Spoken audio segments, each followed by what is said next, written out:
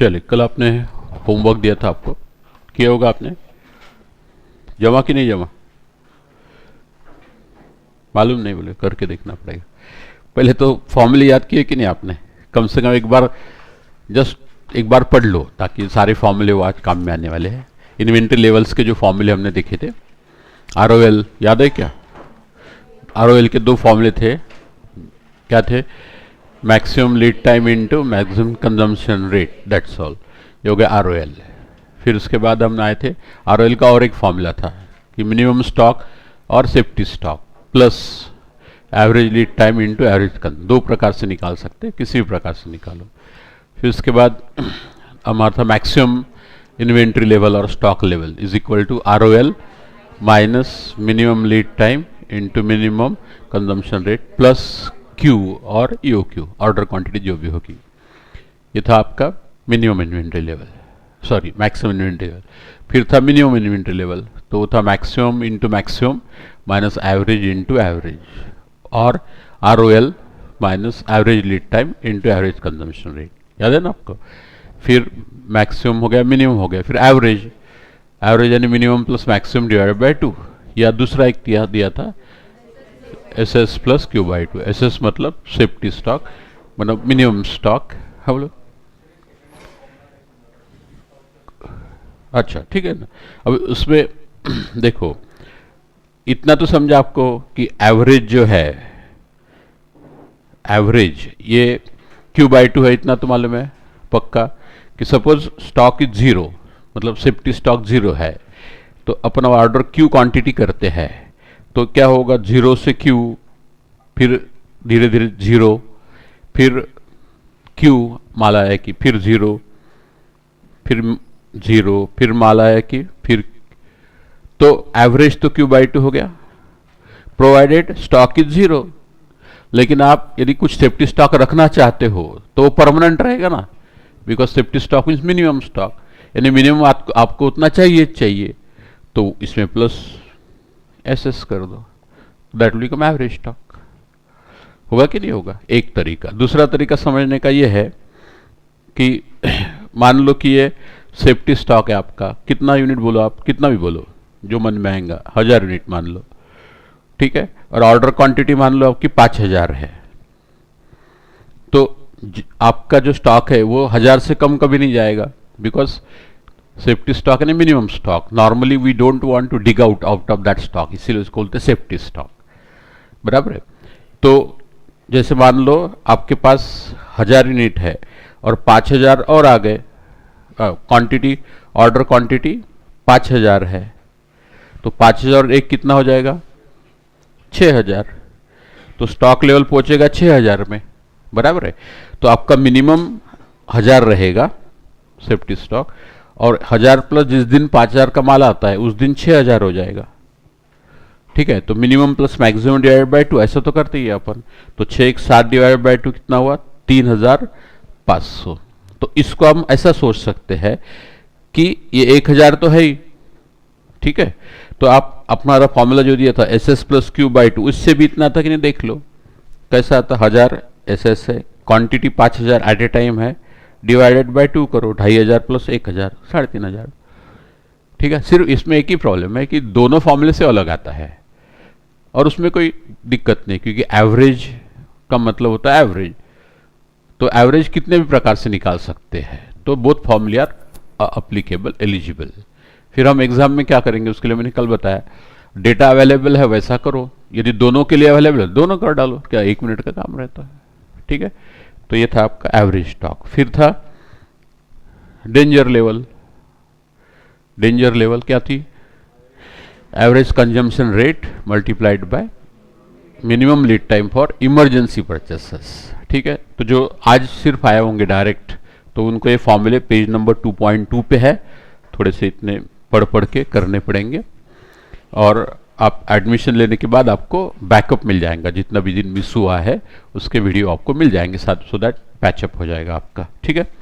तो अभी हम जो कल का होमवर्क है उसके बारे में सॉल्व करते हैं। आपने किया होगा,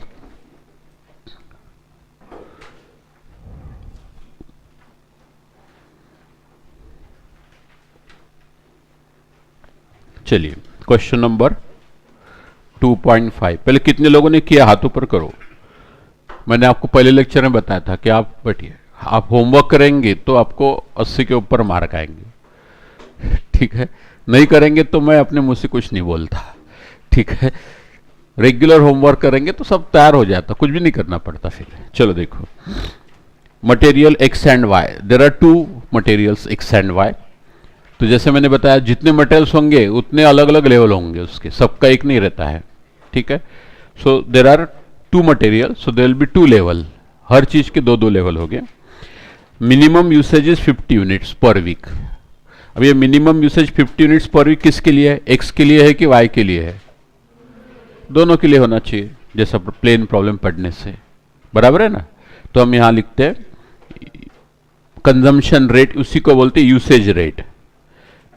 to consume means to use, usage rate यहां पे पर वीक दिया हुआ है, यूसेज रेट पर वीक दिया है, दिखा क्या आपको? ठीक है। अब अपने पास तीन एस्टिमेट रहते हैं, मिनिमम, एवरेज और मैक्सिमम, बराबर है। And there are two materials X और Y, there are two materials X और वाई, दो मटेरियल है ना कि नहीं है? ठीक है।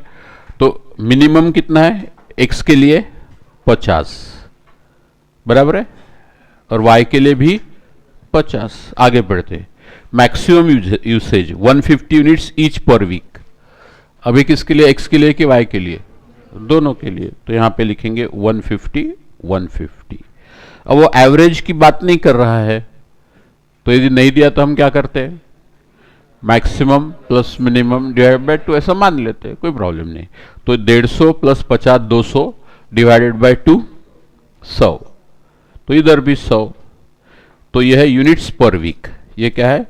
Units per week, units per week हर जगह पे। तो हमें दोनों मटेरियल के लिए मिल गया कि how much should be the consumption, minimum, maximum, average. यहां तक समझ गया। फिर हमें चाहिए ये यूसेज रेट मतलब कंजम्पशन रेट, फिर चाहिए लीड टाइम, लीड टाइम उसको हम बोलते हैं LT। उसमें भी दो मटेरियल है एक्स और वाई, ठीक है। फिर इसमें भी हमें चाहिए मिनिमम, फिर एवरेज और फिर मैक्सिमम। ये वीक्स में होना चाहिए। क्यों वीक्स में होना चाहिए? क्योंकि उसने यूसेज रेट पर वीक दिया, यूसेज रेट पर वीक दिया, तो आपका लीड टाइम भी वीक में होना चाहिए, नहीं तो वो कॉम्पेटिबल नहीं रहेगा, मल्टीप्लाई करना गलत हो जाएगा। अब क्या दिया है देखिए, डिलीवरी पीरियड। डिलीवरी पीरियड मतलब lead time. What is lead time? It is minimum, it is a time required to get the order after placing it, time gap between placing the order and receiving the goods, वही है। अब उसने बोला 4 to 6। अब इसका मतलब हम क्या मानेंगे? डिलीवरी पीरियड एक्स के लिए 4 to 6 क्या मानेंगे कि मिनिमम 4 वीक्स है, मैक्सिमम 6 वीक्स है, का मतलब हुआ एवरेज 6 4 10 डिवाइड बाय 2 5 वीक्स। यहां तक समझ गया? ठीक है। फिर उसके बाद y के लिए 2 to 4 वीक है, तो मिनिमम हो गया 2 वीक्स, मैक्सिमम हो गया 4 वीक्स, और 2 4 6 डिवाइड बाय 2 3 वीक्स। तो ये हमें मिल गया। फिर आगे दिया है order quantity Q, order quantity Q। Now that may be EOQ or it may be any other quantity, that doesn't matter, उससे कोई फर्क नहीं पड़ता, ठीक है। ऑर्डर क्वांटिटी, तो ऑर्डर क्वांटिटी Q जो है वो कितनी है? X के लिए 1000 यूनिट्स है और Y के लिए 600 यूनिट्स है, ठीक है। यहां तक समझ गया? तो अभी तक मैंने क्या किया? कुछ भी नहीं, प्रॉब्लम को मैंने थोड़ा सा अपने को फटक से समझेगा इस हिसाब से लिख लिया, बाकी कुछ भी नहीं किया। आपको दिखता है बोर्ड? नहीं तो फिर सामने आ जाइए, थोड़ा सरक जाएंगे, मतलब इनकेस यू हैव प्रॉब्लम, वो कॉर्नर में जो बैठे हैं प्रॉब्लम होगा तो आप थोड़ा सरक जाइए बैठने, क्योंकि पिलर आता होगा बीच में, तो हाँ इसलिए बोल रहे हैं। सामने के बेंच पे भी आ सकते हैं, यहाँ पे भी आ सकते हैं। दिखने में पिलर वालों को प्रॉब्लम है तो तीनों जने आ जाओ इधर, पीछे के दो या एक जिनको भी आना है आ जाओ। ये भी है, वो बेंच खाली है, इधर बेंच खाली है, जैसे बैठना है आपको बैठे।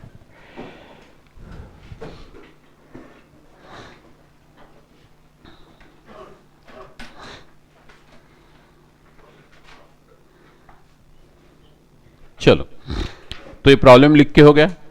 अब करना क्या है, क्या पूछा, कैलकुलेट फॉर ईच मटेरियल। मतलब क्या क्या हुआ, कोई प्रॉब्लम है? कैलकुलेट फॉर ईच मटेरियल, यानी हर मटेरियल के लिए निकालना है। क्या निकालना है? ये जो अपन ने देखा है वो सब निकालना है, मिनिमम लेवल, मैक्सिमम लेवल, सब कुछ निकालना है। ठीक है, तो निकाल डालते हैं, पहले ही प्रॉब्लम है। तो पहले अपन जैसा अपन जो पढ़े वो सीक्वेंस में भी निकाल सकते हैं, या इसने जो पूछा वो सीक्वेंस में भी, उससे कोई फर्क नहीं पड़ता। तो let us calculate in the sequence in which we have calculated. तो पहले अपन ने निकाला था ROL, तो पहले ROL निकाल लेते। ठीक है, एक ROL, तो ROL का फॉर्मूला क्या था हमारा, मैक्सिमम लीड टाइम, फॉर्मूला लिखना पड़ेगा एग्जाम में भी, इनटू मैक्सिमम कंजम्पशन यानी C रेट, कंजम्पशन रेट मतलब यूसेज रेट। अब दो मटेरियल है तो यहां पे लिखेंगे हम for X and for Y, ताकि हमें दो दो बार फॉर्मूला लिखने की जरूरत नहीं, एक साथ दोनों। यहां तक समझा है? अब maximum limit lead time X के लिए कितना और Y के लिए कितना है, 6 वीक और 4 वीक। दिखा क्या, मैक्सिमम लीड टाइम 6 वीक और 4 वीक। तो इधर से उधर लिखना है आपको, कितना सिंपल है, 6 वीक 4 वीक। इसको बोलते हैं होलसेल में प्रॉब्लम करने का मतलब, दोनों साथ साथ। फिर मैक्सिमम कंजम्पशन रेट, फिर देखिए maximum consumption rate, usage rate कितना है, 150 और 150। दिख रहा ना, मैं उधर अंडरलाइन भी कर रहा हूं लाल से। ठीक है, तो 150 लिख दीजिए, 150 150, तो 1500 का 90, 900 और 15 चौक 60, 600 यूनिट्स। कोई भी डाउट है तो फट से पूछने का, don't wait till the problem is over और till the class is over, and never wait till the course is over. तुरंत पूछो, ठीक है, क्योंकि वो डिफिकल्टी पाइलअप हुई तो फिर अपना दिमाग चलता नहीं, बाद में ऐसा लगता गड़बड़ हो रहा है सब। तो इसलिए तुरंत पूछ लेना चाहिए। फिर दूसरा हम निकाला था, याद है क्या, मैक्सिमम, वो निकाल दो, मैक्सिमम स्टॉक लेवल या इन्वेंट्री लेवल, या सिर्फ लेवल लिखा तब भी चलता, मैक्सिमम स्टॉक लेवल या मैक्सिमम लेवल। क्या फॉर्मूला था हमारा, ROL minus minimum lead time into minimum consumption rate plus Q, याद है ना। बस अब X के लिए और Y के लिए, अब दोनों का ROL अपने पास ऊपर ही है, 900 600 माइनस माइनस, सिंपल है। फिर मिनिमम लीड टाइम कितना दिया हुआ है, 4 और 2, X के लिए यहां देखो 4 और 2 मिनिमम लीड टाइम, तो वो लिख दीजिए 4 2 into maximum consumption rate, sorry minimum consumption rate, वो क्या है 150, नहीं 50 डाल दो, 50 प्लस, कोई डाउट है तो पूछ लो, क्यू कितना दिया है, ऑर्डर क्वांटिटी 1000 और 600, दिखा क्या है, ये देखो यहाँ पे 1000 600, तो लिख दो 1000 600। यानी बेसिक क्या है इसमें, सिर्फ फॉर्मूला याद हो ना, बाकी तो कुछ है ही नहीं उसमें। फिर कैलकुलेट कर लो, सो कैलकुलेट करेंगे तो फाइनल आंसर 900 माइनस 200 प्लस 1000, 1700 आ रहा क्या, यूनिट्स में होगा। फिर 600 माइनस 100, 600 600 1200 माइनस 100 यानी 1100। कोई डाउट है तो बोलो। तो आपने किया तो आंसर मैच हो रहे कि नहीं आपके, देखो हो रहा है ना कि नहीं हो रहा है, हो रहा है। तो ये हो गया सेकंड। फिर उसके बाद क्या किया था अपन ने, मिनिमम लेवल किया था, तो उसको बनाते हैं, मिनिमम स्टॉक लेवल। क्या फॉर्मूला था हमारा, ROL minus average lead time into average consumption rate. ठीक है, x के लिए y के लिए। अब दोनों साथ साथ करने से फटफट हो जाता है, एक एक करेंगे फिर दो दो बार फॉर्मूला लिखेंगे, टाइम लगता है, तो ये सब प्रैक्टिस से मालूम हो जाता है। अब ROL अपन ने निकाल लिया है 900 600 minus minus, average lead time है आपका, एवरेज लीड टाइम 5 और 3 दिख रहा, मैं अंडरलाइन भी करके बता रहा हूं आपको, 5 और 3, तो वो लिख डालिए 5 and 3 into average consumption rate, वो कितना है, एवरेज कंजम्पशन रेट 100 दिख रहा क्या, तो वो 100 लिख डालिए, कितना सिंपल है ना, 100। तो इसमें सबसे कठिन बात क्या है, फॉर्मूला याद होना बस, फॉर्मूला याद नहीं रहा तो फिर एग्जाम में नहीं जमेगा, तो फॉर्मूले रोज के रोज जितने हो गए उतने याद करो, फिर ये आएगा 300। ठीक है, कोई डाउट है तो पूछिए। हेलो, यहां तक के हो गया मेरा, कोई डाउट है, anybody has any doubt please ask, कुछ भी डाउट है तो पूछना चाहिए।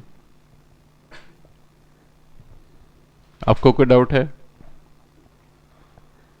आपको पक्का, आगे चलते हैं। फिर अपन ने लिखा था, निकाला था एवरेज लेवल, ठीक है, तो ये हो गया 3 4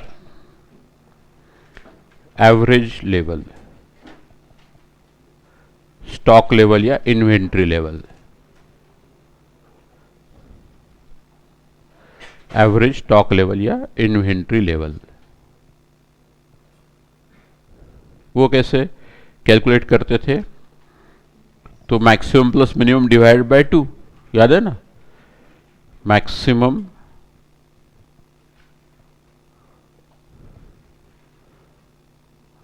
मतलब maximum stock level plus minimum मतलब minimum stock level divide by 2, exam में पूरा लिखना चाहिए, सिर्फ मैक्सिमम प्लस मिनिमम नहीं, मैक्सिमम स्टॉक लेवल प्लस कम से कम maximum level plus minimum level divide by 2, इतना तो भी लिखो।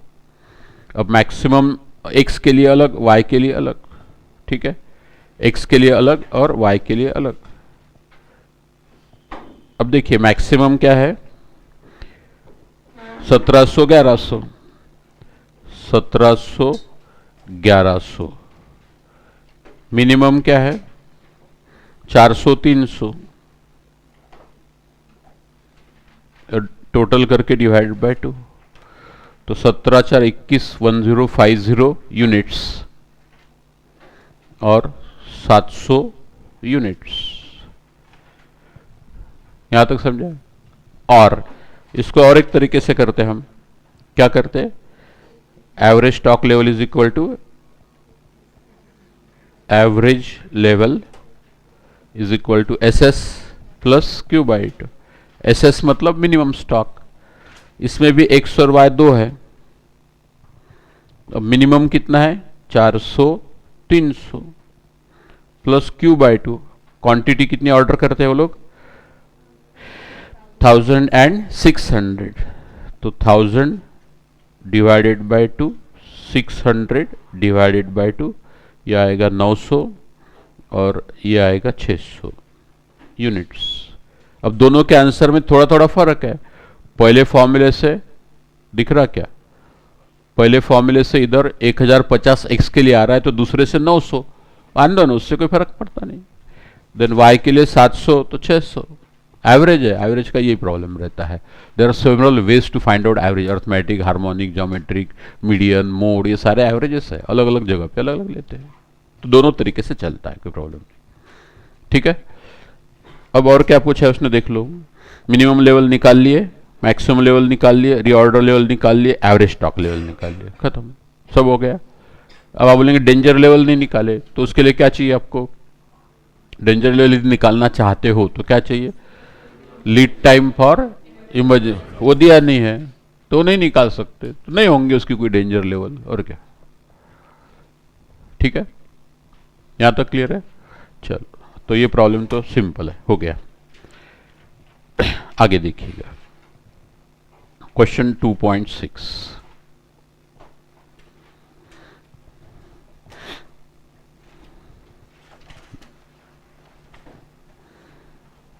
Now the company uses three raw materials A, B, C for a particular product for which the following data apply. तो वैसे मैंने बताया था आपको कि जैसे कार इंडस्ट्री है, से मारुति उद्योग लिमिटेड, तो उनके पास तो 5000 से ज़्यादा प्रकार के पुर्जे रहते हैं, 5000 से ज़्यादा, मतलब टायर अलग, ट्यूब अलग, टायर में भी अलग अलग मॉडल के लिए अलग अलग साइजेस, फिर उसके बाद डिस्क अलग, मतलब वो व्हील डिस्क अलग, स्टीयरिंग व्हील अलग, सबका हेड लैम्प अलग, टेल लैम्प अलग, कितने प्रकार के रहते, बाप रे बाप। तो एक कार मॉडल के लिए 5,000 आइटम रहते हैं, तो वो इन्वेंट्री सब पूरा मैनेज करना, यानी वो ऐसे समझे मारुति उद्योग का स्टोर्स देखेंगे तो 1.5 से 2 एकड़ का तो स्टोर्स है, 2 एकड़ लैंड में स्टोर्स फैला हुआ है, इतना बड़ा काम रहता है। और 5,000 आइटम है तो 5,000 बार ये निकालना पड़ेगा, सब कुछ लेवल उसकी। तो बोले अरे बाप रे, फिर कंप्यूटर रहते आजकल, जब नहीं थे तब हम मैन्युअली करते थे। Computer has come in India after 90, मतलब 90 के बाद थोड़े पॉपुलर हो गए, उसके पहले थे ही नहीं। तो ये सब स्टोर्स, अकाउंटिंग और सारा हम लोग मैन्युअली करते थे, और ये कैलकुलेटर से। और 86 में मैंने जब ज्वाइन किया था कंपनी, तो कैलकुलेटर भी नहीं थे, hello, there no calculators, Facit machine थे, नहीं वो टाइपराइटर जैसा ऐसा मशीन, फिर उसमें मान लो 412 प्लस 518 करना है, तो उसको ऐसा 412 टाइप करो, और फिर वो मैकेनिकली घुमाना पड़ता है, ऐसा कर आवाज आता था एक सर्कल पूरा करने का, फिर 313 कर, फिर वो डायल पे आता था टोटल उसका। माइनस करना है, उल्टा घुमाने का हैंडल, ठीक है, माइनस करना है तो उल्टा घुमाने का, मल्टीप्लाई करना है, मान लो 412 मल्टीप्लाइड बाय 5 करना है, तो 412 1 2 3 4 5, स्क्रीन पे देखो कितना कठिन था ना। अब तो कितना आसान हो गया। अब तो कुछ दिन के बाद ऐसे भी कैलकुलेटर आएंगे कि ऐसा भी टेक्नोलॉजी आएगा कि you think and it will be there, answer will be ready, you think and answer will be ready, ऐसा भी आने वाला है। बस ब्लूटूथ से कनेक्ट होगा, ब्लूटूथ नहीं तो उसका नाम ग्रीन टूथ होगा, जो भी होगा ठीक है, तो ये भी आएगा। चलो एनीवे, तो 2.6, the company uses 3 raw material ABC for which, तो तीनों के लिए अलग अलग निकालना पड़ेगा। Raw material usage per unit of product. अब आपको क्या दिया, देखो, usage per unit of product, इसका मतलब क्या होता है, मटेरियल है नहीं आपके पास, हेलो, मटेरियल नहीं, मटेरियल ले लो ना भाई, नहीं तो क्यों, मेरे पास इधर दिखाने के लिए नहीं है। Material, I mean sorry, usage per unit of product, इसका मतलब क्या हुआ, हाँ, 1 यूनिट फिनिश गुड बनाने के लिए कितना लगता है ये समझ लो।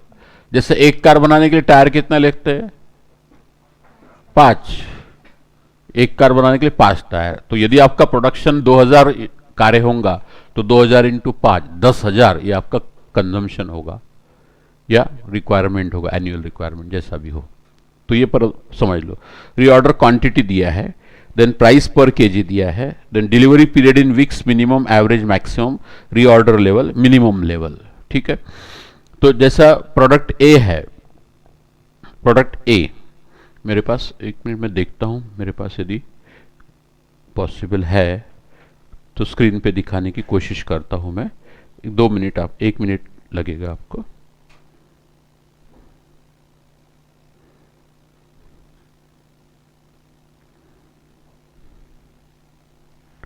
कौन सा प्रॉब्लम है ये अपना, 2.6।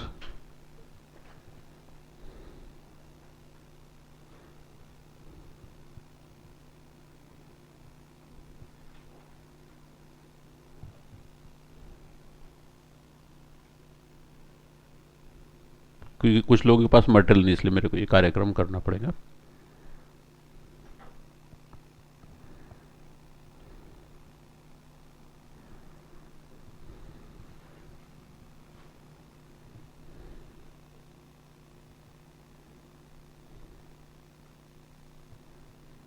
बढ़िया, आ गया ना, हाँ चलो, प्रॉब्लम आ गया तो यहीं पढ़ सकते हैं अभी। जिनके पास मटेरियल नहीं उनके लिए, but try to buy material, क्योंकि ये सब ऐसा कॉपी पेस्ट बार बार करना मेरे लिए मुश्किल होगा। और अभी ये तो मटेरियल के प्रॉब्लम से, मटेरियल चैप्टर छोटे प्रॉब्लम रहते हैं, आगे बड़े बड़े प्रॉब्लम एक एक पन्ना रहेगा, तो ये यहाँ पे बार इधर उधर करना पड़ेगा, इसलिए you must have your material. फिर होमवर्क भी करना है ना आपको, उसलिए भी चाहिए। चलो देखिए, अभी यहाँ पे आपको क्लियर दिखेगा तो मैं भी आपको दिखाने में कंफर्टेबल रहूँगा। अब देखिए ये उसने ना पहले तो रीऑर्डर क्वांटिटी यानी क्यू दे दिया है 3 मटेरियल के लिए, प्राइस दे दी, चलो डिलीवरी पीरियड भी दे दिया है, reorder level, maximum level, usage दे दिया है। फिर आज नीचे लिखा है weekly production varies from 175 to 225 units, मतलब production of finished goods minimum 175 है, मैक्सिमम 225 है। अब इसने कंजम्पशन रेट नहीं दिया है अपने को, जैसे पिछले प्रॉब्लम में हमने किया था तो हमें 3 प्रकार के रेट चाहिए थे ना, consumption rate, minimum maximum average, और lead time minimum maximum average, और ऑर्डर क्वांटिटी। तो इसमें ऑर्डर क्वांटिटी दिया है उसने, कहाँ पर है ये, एक की 10,000, रीऑर्डर क्वांटिटी 5,000 10,000, ये तो है। लीड टाइम भी दिया है मिनिमम एवरेज मैक्सिमम तीनों प्रोडक्ट के लिए। क्या नहीं दिया, कंजम्पशन रेट नहीं दिया। अब उसको कैलकुलेट करना पड़ेगा, उसके लिए उसने क्या दिया कि फिनिश गुड का प्रोडक्शन कम से कम 175 है, ज़्यादा से ज़्यादा 225 है, और ए मटेरियल 10 लगता है, जैसे टायर 5 लगते हैं लेकिन हेडलैम्प 2 लगते हैं, स्टीयरिंग व्हील 1 लगता है। वो रिपीटेड मैं एग्जांपल इसलिए लेता हूं, जैसे मान लो कि आप 200 कारें बनाने हैं, आपको कम से कम 200 कार्स बनाने हैं मिनिमम, तो आपके टायर्स कितने लगेंगे मिनिमम 1000, तो टायर्स मिनिमम लगेंगे 1000, लेकिन हेडलैम्प कितने लगेंगे मिनिमम 400, और स्टीयरिंग व्हील कितने लगेंगे 200। तो ये कैसे आया आपका, वैसे इधर करना है, ये जैसा किया वैसा। यहां पे अपन ने नाम दे दिए टायर हेडलैम्प वगैरह, यहां नाम नहीं दिए, ABC बोला है बस सॉरी, ठीक है। तो लेट अस ट्राई। अब आप बताइए कि जब 175 मिनिमम प्रोडक्शन है तो ए के कितने यूनिट्स लगेंगे। देखो ए का एक यानी प्रोडक्ट फिनिश गुड एक बनाने के लिए ए के 10 यूनिट लगते हैं, दिख रहा है क्या आपको। तो 175 बनाएंगे तो कितने लगेंगे 175, और 225 बनाए तो कितने लगेंगे बस, और एवरेज यानी उसके दो टोटल करके डिवाइड बाय 2, तो अपने को वो रेट निकाल लेने पड़ेंगे। तो यहां पे मैं निकाल लेता हूं, आप लिखिए, उसको बोलते हैं वर्किंग नोट। वर्किंग नोट मतलब जो कैलकुलेशन अपने को लगते हैं। Working note, consumption rate, consumption rates,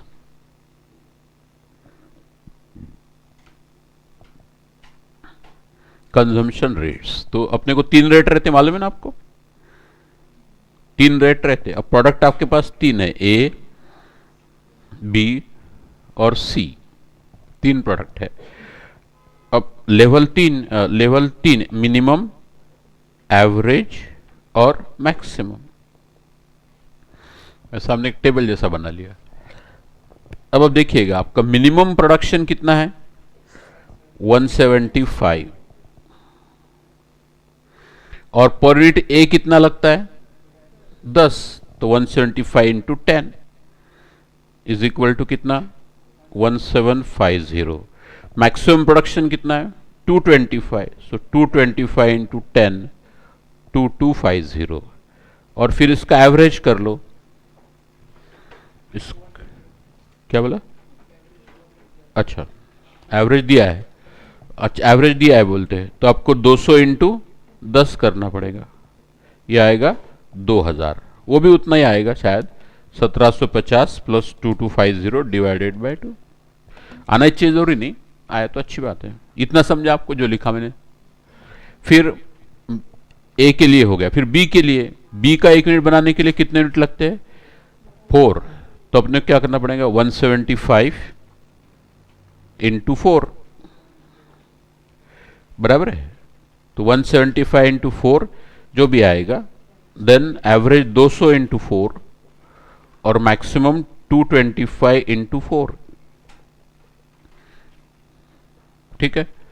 तो 175 इंटू 4 700, 800 और 225 इंटू 4 900, ये हो गया बी के लिए। फिर सी के लिए 175 प्रोडक्शन है, एवरेज 200 है, मैक्सिमम 225। सी का 1 यूनिट बनाने के लिए कितने लगते हैं 6 यूनिट, तो 6 से गुना करना पड़ेगा, 6 अब ये अपने आप सूझना चाहिए, कॉमन सेंस है ये। क्या होती है, जो चीज़ें बहुत कठिन होती है उसको एक्सप्लेन करना आसान रहता है, क्योंकि उसमें एक्सप्लेन करने लायक कुछ रहता है, और जो बहुत सिंपल रहती है उसको एक्सप्लेन करना बहुत डिफिकल्ट होता है। जैसे कोई बोलेगा 2 और 2 4 क्यों, क्या बोलेंगे? जैसे एक कार बनाने के लिए 5 टायर लगते हैं, तो 100 कार के लिए कितने? 500 लोग। कोई बोलेगा नहीं समझा मेरे को, तो हाउ टू एक्सप्लेन, बताइए मेरे को। तो चीज़ें सिंपल होती है ना, तो एक्सप्लेनेशन बहुत डिफिकल्ट होता है। तो चीज़ें डिफिकल्ट होती है तो उसको एक्सप्लेन करने लायक कुछ रहता है, जिसमें कुछ है ही नहीं तो क्या एक्सप्लेन करेंगे, बताओ आप। फिर भी आपको नहीं समझाऊंगा तो कोशिश करूंगा मैं पूरा। 175 इंटू 6 1050, 1200, और 225 इंटू 6 1350। ठीक है, ये सब केजी में है। केजी, केजी मुझे कैसे पता लगा? ऊपर लिखा है उसने, usage per unit product in KGs, raw material प्रकार के। यहां तक समझा? तो it was one most important step. ठीक है, अब कुछ चीजें उसने दे दी है, जैसे मैंने आपको कल एग्जाम्पल दिया था, उसका भी कारण, कोई भी मैं एग्जाम्पल देता हूं तो उसके पीछे बहुत कुछ तो भी कारण रहता है। जैसे एग्जाम्पल दिया था मैंने एक चार्टर्ड अकाउंटेंट का कि भाई आप आर्टिकलशिप ज्वाइन किए, फिर एक क्लाइंट आया चार्टर्ड अकाउंट के पास, उसको एक बक्सा लाल कपड़े में बांधा दे दिया, बुक्स ऑफ अकाउंट्स और वाउचर वगैरह जो भी है, और बोला कि टैक्स ऑडिट करके। क्लाइंट ने बोला, सीए को कितना बोला था? 1 महीना। सीए ने अपने मैनेजर को बोला 20 डेज। फिर मैनेजर ने अपने आर्टिकल को बोला 10 डेज। तो हर एक ने अपना कम कम करके चले गए। क्यों गए? झूठ बोले क्या वो लोग? झूठ बोले क्या? Safety factor. तो भले ही क्लाइंट ने 1 महीना बोला होगा और वही 1 महीना मैनेजर को बोलता है, और मैनेजर वही 1 महीना आर्टिकल को बोलता है, तो डेफिनेटली काम 1 महीने में नहीं होगा। डेफिनेटली 1 महीने में नहीं होगा, ये पक्का। क्यों? क्योंकि अपना कैसा रहता है ना, महीना भर बाद में करेंगे। घर में इलेक्ट्रिक का बिल आता है, आजकल तो ऑनलाइन भी पे कर सकते, कुछ नहीं, अपने इतने बार अपन व्हाट्सएप और वो सब देखने में टाइम लगाते, लेकिन वो बिल पेमेंट को टाइम कितना लगता है? उसका एमएससी का साइट खोल के सिर्फ क्लिक करना है, बैंक से पैसा सीधा चला जाता। बट वो भी हम क्या, ड्यू डेट क्या है? 25 तारीख है। अब आज का करने का 25 तक वेट करते हैं, और बिल्कुल 25 को भूल जाते पेमेंट करने का। फिर देखते कि पेनल्टी बोले 20 रुपए है, ठीक है ना, 20 रुपए तो है। फिर 20 रुपए के साथ कब तक है? तो अगले महीने के 10 तारीख तक। तो 10 तारीख तक फिर वेट करते और फिर भूल जाते। फिर जब वो कैंची लेके आता काटने के लिए लाइन, अरे रुक रुक तेरे सामने करता हूं बोलते, फिर पेमेंट कर। तो this is procrastination, this is a natural human tendency, and those who overcome that procrastination they become successful in life. ये भी समझ लो आप। प्रोक्रेस्टिनेशन मतलब आज करे सो कल करो, कल करे सो परसों, इतनी भी क्या जल्दी है, सीए करना है बरसों। मतलब होमवर्क आज का कल, कल परसों, बस हो गया। This is in simple word, this is the definition of procrastination. कठिन वर्ड है, I generally don't use big words. चलो ठीक है, ये समझ गया इतना, तो आगे बढ़ो। अब हर कोई अपनी सेफ्टी रख के करता है काम, क्योंकि उसके ऊपर ब्लेम नहीं आना चाहिए। जैसे मैनेजर को बोला भैया 20 दिन में देना, तो मैनेजर 15 दिन क्यों बोल दिया, 10 दिन क्यों बोल दिया आर्टिकल्स को? क्योंकि नहीं हुआ तो वो सीए मैनेजर को डांटेगा, नहीं हुआ तो क्लाइंट सीए को डांटेगा। तो इसलिए हर कोई भाई अपनी स्किन बचाने के लिए सेफ्टी फैक्टर लेके चलता है। अब ये मैं आपको क्यों बोल रहा हूं, ये देखिए। जैसा कुछ लेवल इसने निकाल के दे दिए है। कौन सा लेवल दिया है? ए के लिए रीऑर्डर लेवल दिया है, दिखा क्या यहां पे? ए के लिए रीऑर्डर लेवल दिया, और बी के लिए भी रीऑर्डर लेवल दिया है, और सी के लिए मिनिमम लेवल दिया है। अब रीऑर्डर लेवल अपन भी निकाल सकते हैं। What is how you calculate reorder level? Maximum consumption rate into maximum lead time. A के लिए अब निकालो, बोला ए के लिए, ऐसा रफ में निकालते, फॉर ए कैलकुलेशन करते अपन। For A maximum level, inventory level, maximum consumption rate कितना है ए का? देखो कंजम्पशन रेट ए का मैक्सिमम कितना है, बोलिए। डेटा पूरा टेबल पूरा आपके सामने है, बोलिए कितना है? आपको आदत हो, हर चीज मेरे दिखाऊंगा तो कैसे जमेगा, तुमको दिखना चाहिए। कितना है? 2250। तो 2250 इंटू मैक्सिमम लीड टाइम कितना है? यहां पे दिया है, ये देखिए, मिनिमम एवरेज मैक्सिमम ए के लिए 3 वीक्स मिला क्या आपको? इंटू 3।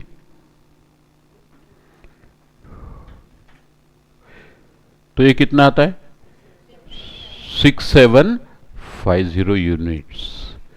तो फॉर्मूले के हिसाब से तो आता है 675 यूनिट्स, मतलब जब 6750 यूनिट बचेंगे तब ऑर्डर प्लेस करना है ना। लेकिन बंदे ने क्या दिया प्रॉब्लम में 8000, मतलब क्या वो ऑर्डर जल्दी प्लेस करना चाहता है, मतलब 6770 इतना लेवल तक डाउन होने के बजाय 8000 पे आ गया, तो प्लेस कर दो भैया ऑर्डर। क्यों ऐसा करना चाहता है? खुदा न खास्ता ज्यादा टाइम लग गया, कुछ हो गया तो फिर स्टॉक आउट होंगे, तो बोले क्यों हुआ है, इंक्वायरी करो, होगा ना। Are you following? तो आप बोलेंगे कि उसकी स्टॉक लेवल गलत है। भैया ऐसा नहीं रहता प्रैक्टिकल। जैसे वो चार्टर्ड अकाउंटेंट ने 30 दिन की जगह 20 दिन मैनेजर को बोला था, गलत था क्या वो? नहीं। तो मेरा कहने का मतलब यह है कि यदि प्रॉब्लम में कोई लेवल सेट किए है तो don't challenge those levels. Don't challenge मतलब you have to see, you have to consider that they are correct and based on that you have to find other level. Are you following? कि जैसा हमने निकाला फॉर्मूले से तो आता है 6750, बराबर है, लेकिन वो बंदा बोलता है 8000। दिख रहा है क्या आपको? देखो, इसका मतलब वो जल्दी ऑर्डर प्लेस करना चाहता है, जल्दी ऑर्डर प्लेस करना चाहता है। क्यों? He wanted to play safe. तो जो मैनेजर है, ये अपन तो थियोरेटिकली निकाल रहे फॉर्मूले से, the person at the helm of affair, those who are concern, they are more responsible and they have their own experience and accordingly they said the things. इसलिए एक्सपीरियंस काउंट, हर चीज computer से नहीं होती। क्यों? एक्सपीरियंस कंप्यूटर को नहीं रहता है, तब भी वो कंप्यूटर यूज नहीं करता। आजकल थोड़ा एआई की वजह से हो रहा है, एआई मतलब हो रहा है, बट देन अभी फिर भी it is at a very nascent stage. Nascent stage मतलब बहुत प्रीमियरी लेवल पे, बहुत टाइम है उसको। एनीवे, इतना समझा आपको? तो ये पूरे इसमें से क्या समझना है आपको कि प्रॉब्लम में यदि कोई लेवल ऑलरेडी सेट करके रखी है तो वो सेट लेवल को यूज करके बाकी लेवल निकालने की कोशिश करो। Are you following? उसको मत बोलना कि अरे भाई इसके बोले प्रॉब्लम गलत है, रीऑर्डर लेवल तो इसकी 6750 आना चाहिए, उसकी तो आ रही है 8000। वो गलत नहीं है, ही हैज मोर एक्सपीरियंस, उसकी दुकान है, वो ऐसा करना चाहता है। तुम कौन होते हो बोलने वाले? बराबर है कि नहीं भाई? समझ रहे कि नहीं? एक आधा पान ठेले वाला है मान लो, बहुत पैसे कमाते हैं। एक उस दिन मैं मसाला पान खाने गया था तो बोले 30 रुपए। मैं रहने भैया 30 रुपए के पान को भी खाते क्या? 30 रुपए का एक पान, व्हाट इज दिस? तो बहुत कमाते वो लोग। तो मान लो उसने मर्सिडीज ले ली, ले सकते, कोई बड़ी बात नहीं, मर्सिडीज ले ली, फिर मर्सिडीज हो गई उसकी समझो 1 करोड़ की, ठीक है। फिर उसका डेप्रिसिएशन लगाएंगा वो 15 लाख P&L में, 15% डिप्रिसिएशन 15 लाख, ठीक है। फिर इनकम टैक्स वाले उसको बोलेंगे भैया तेरे को मर्सिडीज क्या चाहिए, क्या तू तो पान पट्टी लगाता है, तेरे को बोलेंगे it is not your business, it is my business, I should know how I should run my business. तो बोले तुम्हारे बिजनेस में मर्सिडीज का क्या यूज है? तो बोले कॉटन मार्केट में मर्सिडीज ले जाता हूँ, पान का वो डाला लेकर डिक्की में रखता हूँ, पान ठेले पे आता हूँ, वो डाला खाली करता हूँ पान ठेले पे, और घर जाके मर्सिडीज रख के फिर साइकिल से आता हूँ और फिर दिन भर पान पट्टी लगाता हूँ। तो बोले तू ऑटो से लाएंगा तो सस्ता पड़ेगा ना। अगेन इनकम टैक्स वाले को क्या बोलेंगे, it is not your business to teach me how I should do business. मैं लॉस करूंगा, मैं कम प्रॉफिट कमाऊंगा, तुमको क्या भैया, तुम इनकम कितना उसके ऊपर टैक्स लो चुपचाप, खत्म बात। बराबर है ना? तो वो उसका काम है, उसको क्या है। वैसे ही है ये सब कि भाई वो आदमी लेवल पे है, he has experience, he is at floor level, factory में काम कर रहा है, तो he has set at higher level because of some reason. तो अपने को वो लेवल लेके बाकी लेवल निकालना है। तो ये पूरे में समझना क्या आपको कि कोई प्रॉब्लम में यदि ऑलरेडी एग्जिस्टिंग लेवल कुछ दिया है तो उसको यूज करके बाकी लेवल निकालना है। ये मत बोलना कि प्रॉब्लम इज रॉन्ग। ये दिमाग में अपना ऐसा ग्रिलिंग करके रखो कि see exam problem is never wrong. जैसे इंग्लिश में है ना, kings can do no wrong, ऐसी कहावत है इंग्लिश में। वैसे our examiners can do no wrong, even if they do they don't agree that they have done wrong. ठीक है। जैसे एक बार एक क्वेश्चन पूछा था बहुत लंबा स्टैंडर्ड कॉस्टिंग का, एग्जाम का क्वेश्चन, एग्जाम में, और बच्चों को नहीं करते आए, तो सीधा एग्जाम होने के बाद मेरे घर आए, बोले सर ये प्रॉब्लम नहीं जम रहा। मैंने भी करके देखा, ठीक है, 15-20 मिनट ट्राई किया, नहीं जमा। बाद में मेरे ध्यान में आया इसमें जो प्रोडक्शन देना चाहिए प्रोडक्शन फिनिश गुड्स का कितना हो गया, वही दिया नहीं था, इसलिए problem could not be done.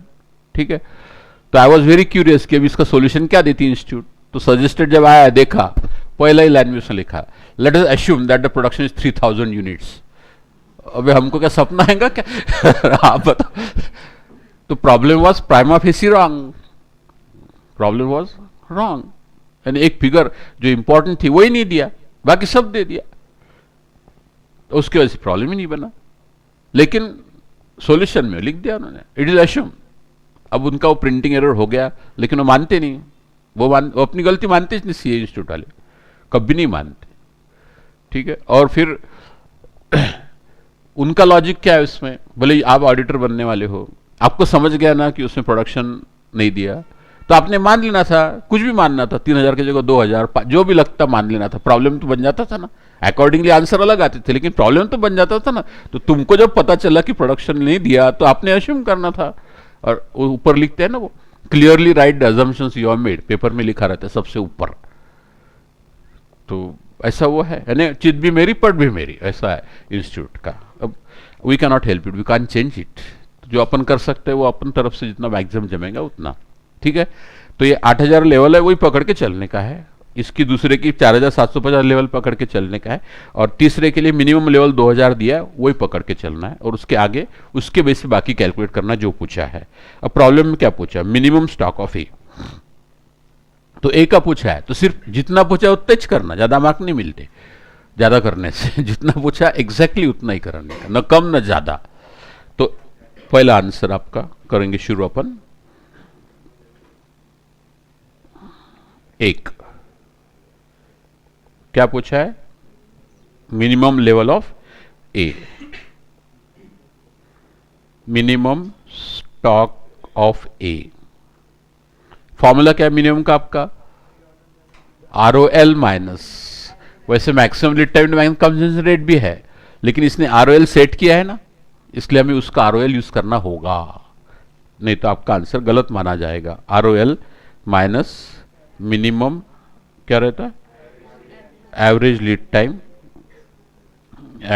Lead time into average consumption rate, बस।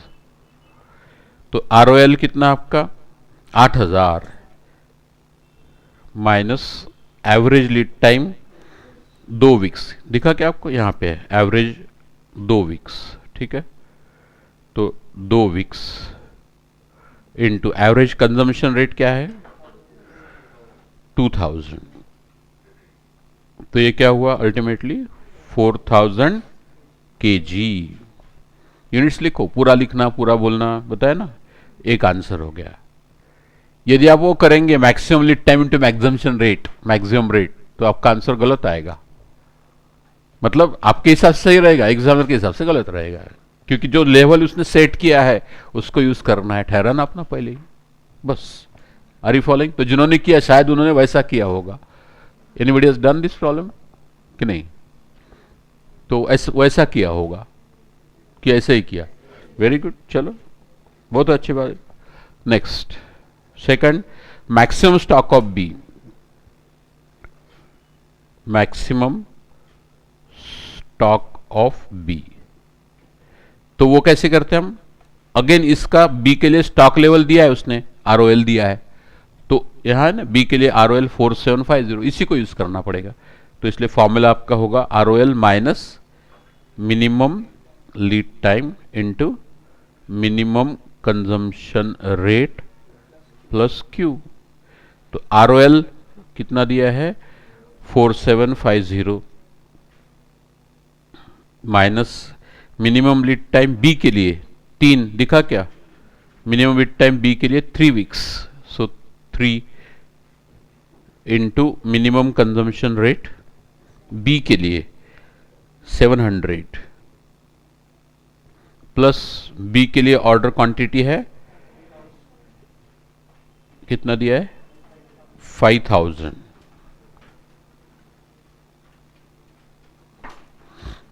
सात्रिक 21, 4750 minus 2100 plus 5000, that goes 7650 kg। तीसरा क्या पूछा, जितना पूछा उतना ही करना है। तीसरा रीऑर्डर लेवल फॉर सी। अब सी का मिनिमम लेवल दिया है, तो मिनिमम लेवल यूज करके आपको रीऑर्डर लेवल निकालना पड़ेगा, नहीं तो गलत आंसर आएगा, क्योंकि अपना उसूल ठहरा है, एक बार जो सेट लेवल हो गए उसी को यूज करना है। ठीक है, तो ROL यूजिंग मिनिमम लेवल क्या है? मिनिमम स्टॉक लेवल, याद है क्या? Minimum stock level plus average lead time into average consumption rate. अब इसके लिए मिनिमम स्टॉक लेवल उसने सेट किया है 2000 प्लस एवरेज लीड टाइम, सी के लिए चल रहा है ना अपना, सी के लिए चल रहा है ना, सी के लिए एवरेज लीड टाइम 3 हफ्ते और 900 नहीं, कितना है, 800 है ना, नहीं 1200। ठीक है, सी के लिए 3 वीक आपका एवरेज लीड टाइम है और एवरेज कंजम्पशन रेट सी के लिए 1200 है।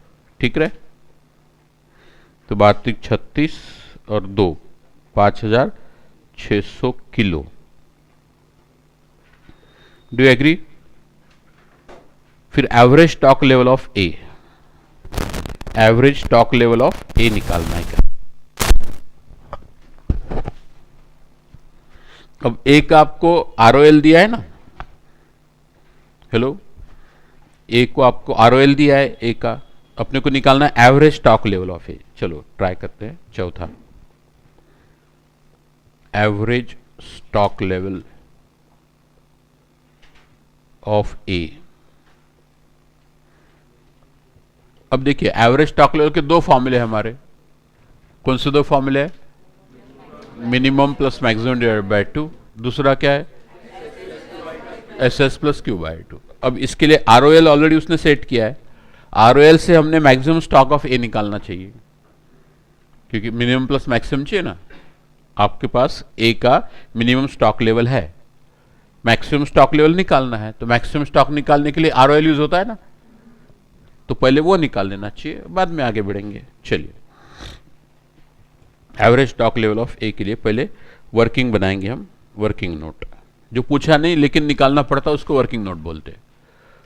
ठीक है, तो मैक्सिमम मिनिमम, मिनिमम चाहिए ना आपको कि मैक्सिमम चाहिए? मैक्सिमम। ठीक है, मैक्सिमम लेवल या maximum stock of A, maximum stock of A is equal to ROL minus minimum lead time into minimum consumption rate plus Q। तो ROL कितना सेट किया है उसने? 8000 minus minimum lead time, A के लिए minimum lead time 1 week है ना, A के लिए minimum lead time 1 week into minimum consumption rate for A 1750 plus Q order quantities 10,000।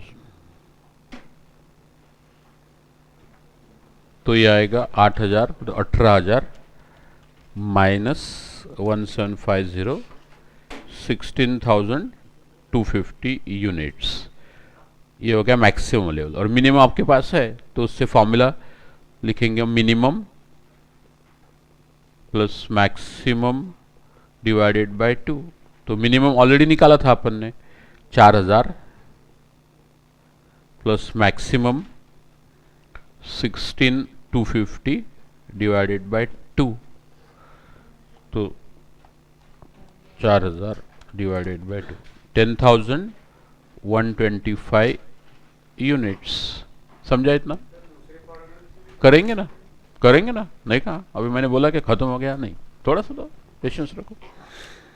हाँ, नेक्स्ट फॉर्मूला क्या ना, मिनिमम प्लस Q बाय 2, उससे करो। मिनिमम अपन ने निकाल लिया है, निकाला है ना, ये कितना निकाला है 4000, उससे भी कर सकते हैं, तो इसको ऑप्शन दे दो और एवरेज लेवल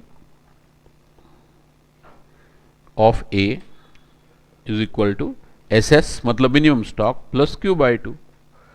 ठीक है, already minimum stock of A निकाला अपन ने, कितना है 4000, 4000 प्लस क्यू बाय 2, क्यू कितना है उसका 10,000, 10,000 डिवाइडेड बाय 2, तो ये आ गया 9000।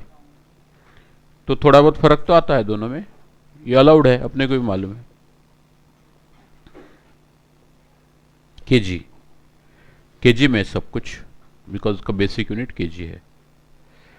ठीक है, तो आप एग्जामिनर को दोनों आंसर दे देंगे, उसको इंस्टीट्यूट से जो छप के आया होगा उसके ऊपर वो टिक लगा के करेक्ट देंगे, बस। ठीक है, कोई डाउट है तो पूछिए। प्रॉब्लम खत्म हो गया मेरी तरफ से, पूरे प्रॉब्लम में जो भी डाउट है आप बोलिए। किया, जिन्होंने किया उनका कुछ आया, थोड़ा बहुत तो मैच हुआ होगा ना, कि किया ही नहीं, ऐसा दूर से नहीं देखने का, और ऐसा तो किया ही नहीं अपन ने, ऐसा नहीं, करके देखने का, तो अपना फिर डेवलपमेंट होगा। ठीक है, यू मस्ट ट्राई। जैसे एग्जाम में आ गया तो अपन कुछ ना कुछ तोड़फोड़ करके करते हैं ना उसको, तो ऐसा मानने का कि भाई एग्जाम में का है प्रॉब्लम, एग्जाम में बैठे अपन और करना ही है अपने को, ऐसे करेंगे तो फिर वो धीरे धीरे जमाएंगे। ठीक है, आगे बोलो। तो this was one of the toughest problem, ये चैप्टर का सबसे कठिन प्रॉब्लम है, मतलब बाकी एकदम चिल्लर है। हाँ, अब उसका कुछ ये उपयोगी नहीं है, अब दिया तो दिया, आप उसके लिए क्या कर सकते हैं ना। इनका सवाल था कि भी इसने प्राइस पर केजी क्यों दिया, जैसे ईओक्यू वगैरह निकालने के लिए बोला क्या उसने, नहीं बोला, तो प्राइस पर केजी का कोई यूज नहीं है, लेकिन उसने दे दिया। अब ऐसी बहुत सारी चीजें रहती है वो दे देते हैं एक्स्ट्रा। ठीक है, तो उसके लिए अपन ने don't take cognizance of that, मतलब जैसा अपन 11वीं 12वीं में रहता, हर चीज का यूज करते अपन, अमुक क्यों नहीं दिया तो क्यों 12, ऐसा नहीं है। जब फाइनल में जाओगे तो पता चलेगा। 1.5 पन्ने का प्रॉब्लम रहता है, केस स्टडी बोलते हैं उसको, 1.5 2 पन्ने का, और बड़ी मुश्किल से उसमें से 25% काम का रहता है, बाकी फालतू चीजें बहुत भरमार दे देते उसमें, क्योंकि उनको आपको टेस्ट करना है, यहाँ पे नहीं, फाइनल में, कि भाई सिचुएशन ये जैसे अभी आपने को ये रीऑर्डर लेवल वगैरह निकालना है, कहीं आप नौकरी को गए इंडस्ट्री में, तो आपको ऐसा प्रॉब्लम बना के देंगे क्या कि भैया ये ऐसा है, ये है मिनिमम है, ये मैक्सिमम है, अब तू निकाल ईओक्यू। वो क्या करेंगे, भैया वो ईओक्यू निकालो, लेवल निकालो, तो आप लोग कैसे निकालू, कैसे है क्या, तुम देखो क्या करना है। तो you have to go to the costing department, accounts department, you have to extract the relevant data from that, और वहां तो ढेर सारा डेटा है, अपने काम का उतना लेने का, बाकी छोड़ देने का। तो कोई प्रॉब्लम में ज्यादा की चीज रही तो उसको मतलब don't take cognizance of that, उसका कोई रीजन नहीं है कि वो ज्यादा क्यों दिया, दे दिया, शायद आपको गुमराह करने के लिए दिया होगा, कोई वही सोचते बैठेंगे अरे भाई ये काय को दिया, इसका क्या करेंगे। ठीक है ना, इसलिए होता है, बाकी कुछ। तो फाइनल में जाएंगे, कोई स्टडीज वाले जो प्रॉब्लम रहते हैं उसमें ऐसे ही रहता है, भयंकर डेटा रहता है, मतलब ऐसा टेक्स्ट फॉर्म में प्रॉब्लम रहता है, और एकदम 2 3 पन्ने का प्रॉब्लम, और बड़ी मुश्किल से 25% काम की चीज रहती, 15% काम की चीज रहती, बाकी सब फालतू रहता, उसमें कुछ काम का ही नहीं रहता। तो हमें क्या करना पड़ता, हमें पहले वो आखिरी का एंड पढ़ना पड़ता कि you are required to find, तो प्रॉब्लम पढ़ते ही हम ऐसा है, एंड में पढ़ते you are required to find, क्या निकालने का है वो फोकस में रखने का, और फिर पढ़ते पढ़ते क्या क्या पहुंचने के लिए वहां पे रिक्वायर्ड जो पूछा है उसके लिए क्या क्या जरूरी है उसको हम अंडरलाइन करते जाते हैं, बाकी जो फालतू चीजें उसको छोड़ देते हैं, and then we are able to do the problem. ठीक है, और बोलिए बोलिए बोलिए, डाउट बोलिए ना, और कुछ है कुछ डाउट? तो ये प्रॉब्लम घर जाके 2 बार करके देखना पड़ेगा कि नहीं, ये घर जाके 2 बार करके देखना पड़ेगा, क्यों ऐसा क्या, ऐसा एग्जाम में आ गया तो एग्जाम में आपको तकलीफ होगी ना, you not be able to do it unless you have done it at least once. ठीक है, तो 1 2 बार इसको करके देखो, लगे तो इसको स्टार मार्क करो। स्टार मार्क का मतलब होता है कि एग्जाम के पहले दिन रिवीजन जो करते आप उसमें ये प्रॉब्लम एक बार जरूर देख लेना, तो ये क्वाइट इंपॉर्टेंट प्रॉब्लम है। तो इसमें हमें क्या समझा है ये प्रॉब्लम में, what is the crux of this problem, if there are any levels which are already set तो they must be use for finding out other levels, and what is the takeaway from this problem?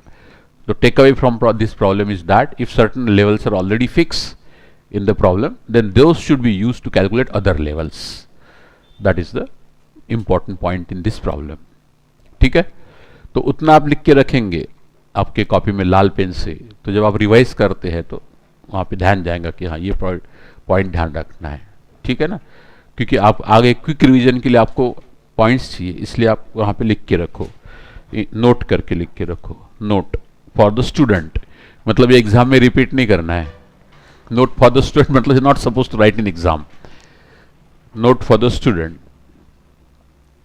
if in the given problem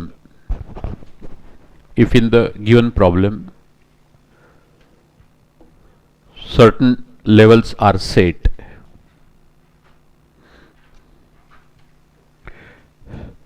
if in the given problem certain levels are set, those should be used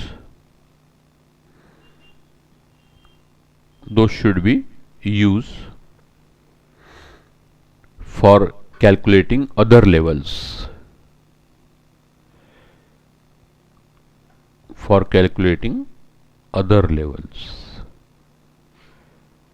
wherever possible मतलब जहां जहां possible है, wherever possible,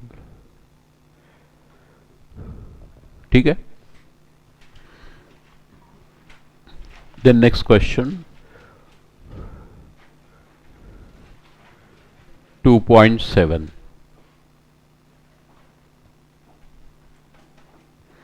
अभी आप आराम से कर सकते हैं, तो सिंपल प्रॉब्लम है। अभी देखिए आप, from the following details given below reordering level, मैंने बोर्ड पे लेके आया हूं क्वेश्चन, आप यहां भी पढ़ सकते हैं सीधा, या आपके पास मटेरियल तो वहां भी पढ़ सकते हैं।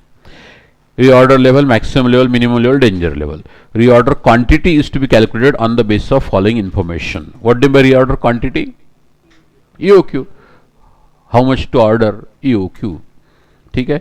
Cost of placing a purchase order. इसके लिए हमने क्या सिंबल यूज किए थे, भूल गए क्या? O, तो O equal to ₹20 per order. Then the number of units to be purchased during the year is 5000, मतलब क्या हुआ? A, very good, A is equal to 5000 units, पूरा लिखिए। Then purchase price per unit inclusive of transportation cost is 50, मतलब what is 50? Cost C is equal to ₹50 per unit. Then annual cost of storage is ₹5, carrying cost per unit per annum है वो, क्योंकि per annum दिया ना, annual मतलब per annum, annual मतलब per annum and per unit, तो this is already PUPA, यानी कोई परसेंटेज वगैरह नहीं दिया उसने, सीधा PUPA पूपा करने का है, मतलब I is equal to ₹5 per unit per annum, ठीक है। अब उसने बोला है, ये पढ़िए लाइन फिर से, reorder quantity is to be calculated on the basis of following information. अब EOQ के लिए इतनी इंफॉर्मेशन सफिशिएंट है ना, 2AO upon I, A on I, इतना ही तो लगता अपने को, तो पहले तो वो निकाल डालो धट से। EOQ मतलब रीऑर्डर क्वांटिटी,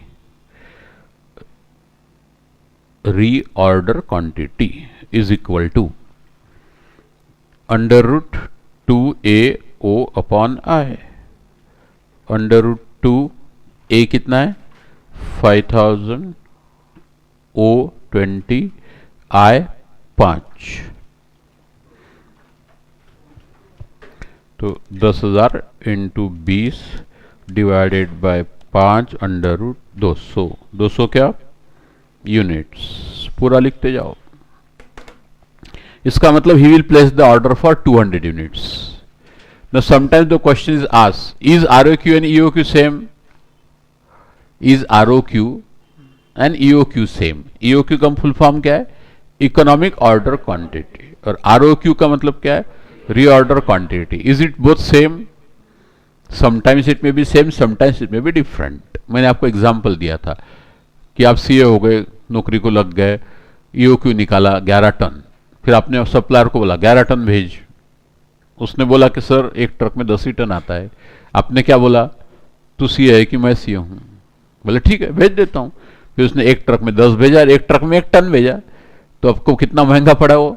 मैनेजमेंट मालिक बोलेंगे भैया चलो निकलो तुम, यू आर नॉट रिक्वायर्ड बोलेंगे कि नहीं? तो वहां पे आपका ईओक्यू भले ही 11 टन होगा, लेकिन जो लॉजिस्टिक्स है, जो ट्रांसपोर्ट की फैसिलिटी है, उसके हिसाब से हमें 1000 टन ही 10 टन ही मंगवाना पड़ेगा। तो वहां पे ईओक्यू 11 है लेकिन आरओक्यू 10 है। Are you following?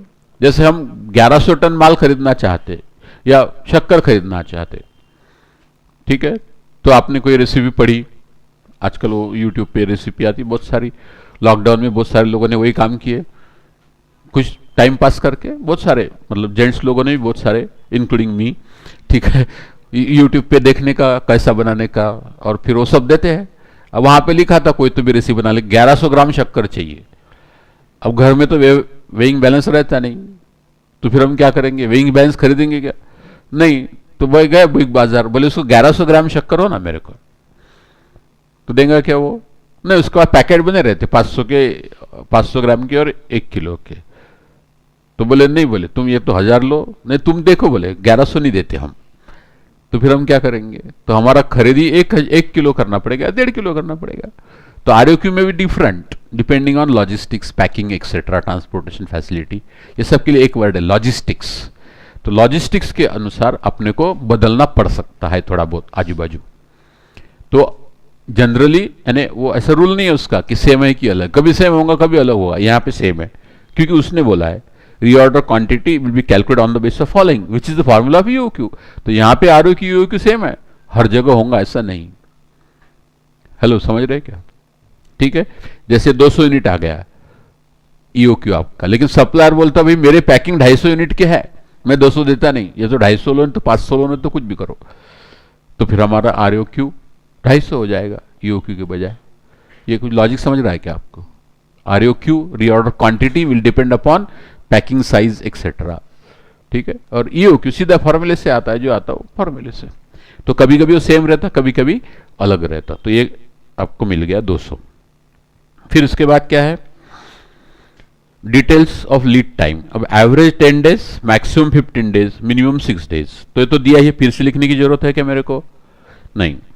For emergency purchase 4 days. अब इमरजेंसी परचेज बोला मतलब डेंजर लेवल निकालना पड़ेगा। Rate of consumption average 15 unit per day, maximum 20। अब एवरेज 15 है, मैक्सिमम 20 है, तो कौन सा नहीं है? नहीं, कितना होगा मिनिमम? 10 होगा। कुछ लोग सत्ते में आ गए कि 10 कैसे निकाला, ठीक है ना। तो देखिए आपको दिया है, एक यहां पे रहता मिनिमम, यहां पे रहता एवरेज, और यहां पे रहता मैक्सिमम। अपन ने एवरेज पढ़े है स्टैटिस्टिक्स में, उसका दूसरा नाम था सेंट्रल टेंडेंसी, याद है क्या? चैप्टर का नाम था सेंट्रल टेंडेंसी, मतलब वो सेंटर में रहता है। तो सेंटर में 15 है, मैक्सिमम 20 है, तो इधर से 5 यूनिट उधर जाने के बाद 20 आता, तो उतना ही इधर जाएंगे तो 5 यूनिट कम करेंगे तो कितना आएगा? 10। ये सिंपल लॉजिक है, ठीक है। नहीं समझा होगा तो फॉर्मूला लगाओ। एवरेज कैसे निकालते? Minimum plus maximum divided by 2। अब एवरेज उसने दिया है 15, दिया है ना, मिनिमम निकालने का है, मैक्सिमम दिया है उसने 20 डिवाइडेड बाय 2। प्रॉब्लम देखो ना, उसने क्या दिया है? Rate of consumption average 15, maximum 20, minimum अपने को निकालना है। सॉल्व करो, क्रॉस मल्टीप्लाई करेंगे, 30 is equal to minimum plus 20, इसका मतलब मिनिमम इज इक्वल टू 10। समझा क्या?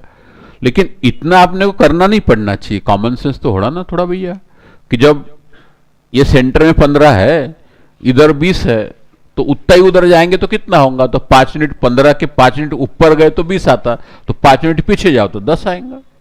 फिर भी नहीं समझाएंगे तो फॉर्मूला तो है, जैसा मैं हरदम बोलता हूं, फॉर्मूले are always for less intelligent people. तो अपने को थोड़ा ईओक्यू नहीं, अपना आईक्यू बढ़ाना है ना, ईओक्यू नहीं आईक्यू बढ़ाना है ना भैया, और उसके लिए अपन पढ़े भी है स्टैटिस्टिक्स में। चलिए, तो अपना कैलकुलेशन क्या हो गया? Therefore minimum consumption rate is equal to 10, क्या है? यूनिट्स है कि केजी है? Units per day. ये एडिशनल मिल गया आपको, जो दिया नहीं था उसने। इतना समझा? इसका वर्किंग नोट बोल सकते हो। वर्किंग नोट का मतलब क्या होता है? कि जो दिया मतलब जो पूछा नहीं है लेकिन हमें कैलकुलेट करना पड़ेगा, उसको बोलते हैं वर्किंग नोट। चलिए, तो अब क्या क्या पूछा है उसने, क्या पूछा है वो ऊपर पूछा, from the details given below calculate reorder level.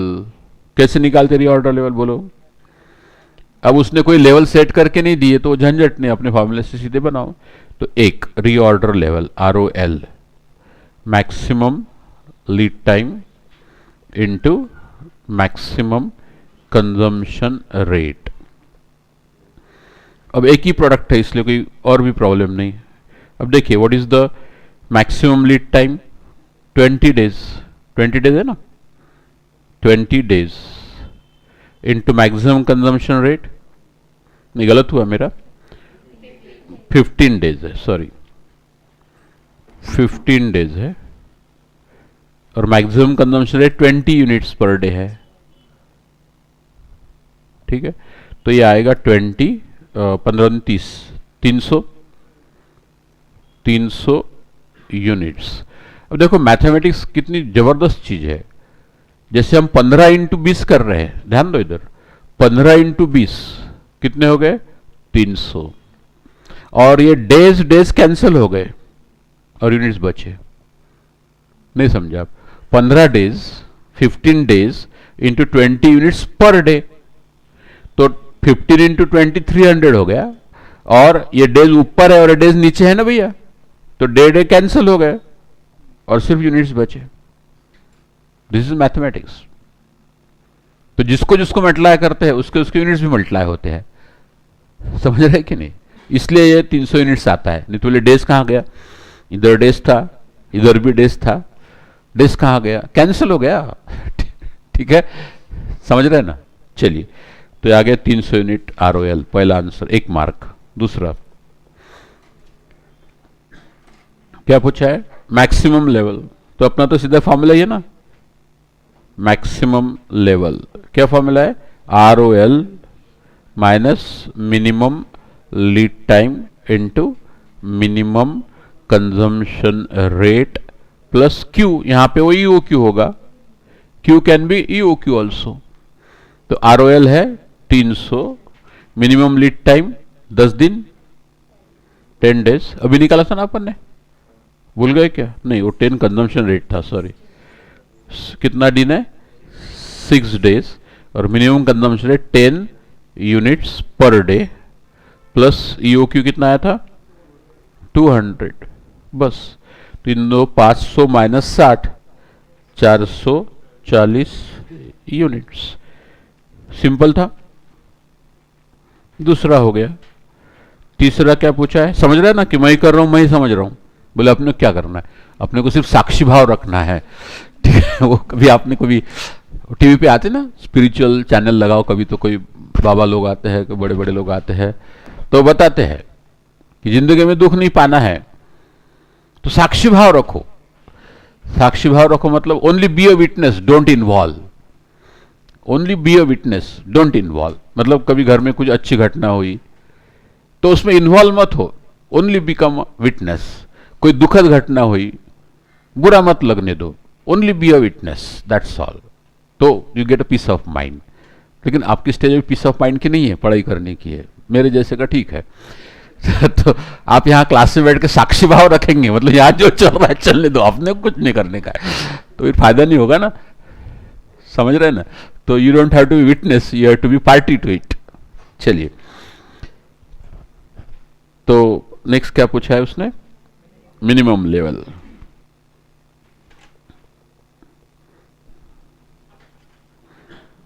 Minimum level कैसे निकालते, याद है क्या, ROL minus average into average, average lead time into average consumption rate.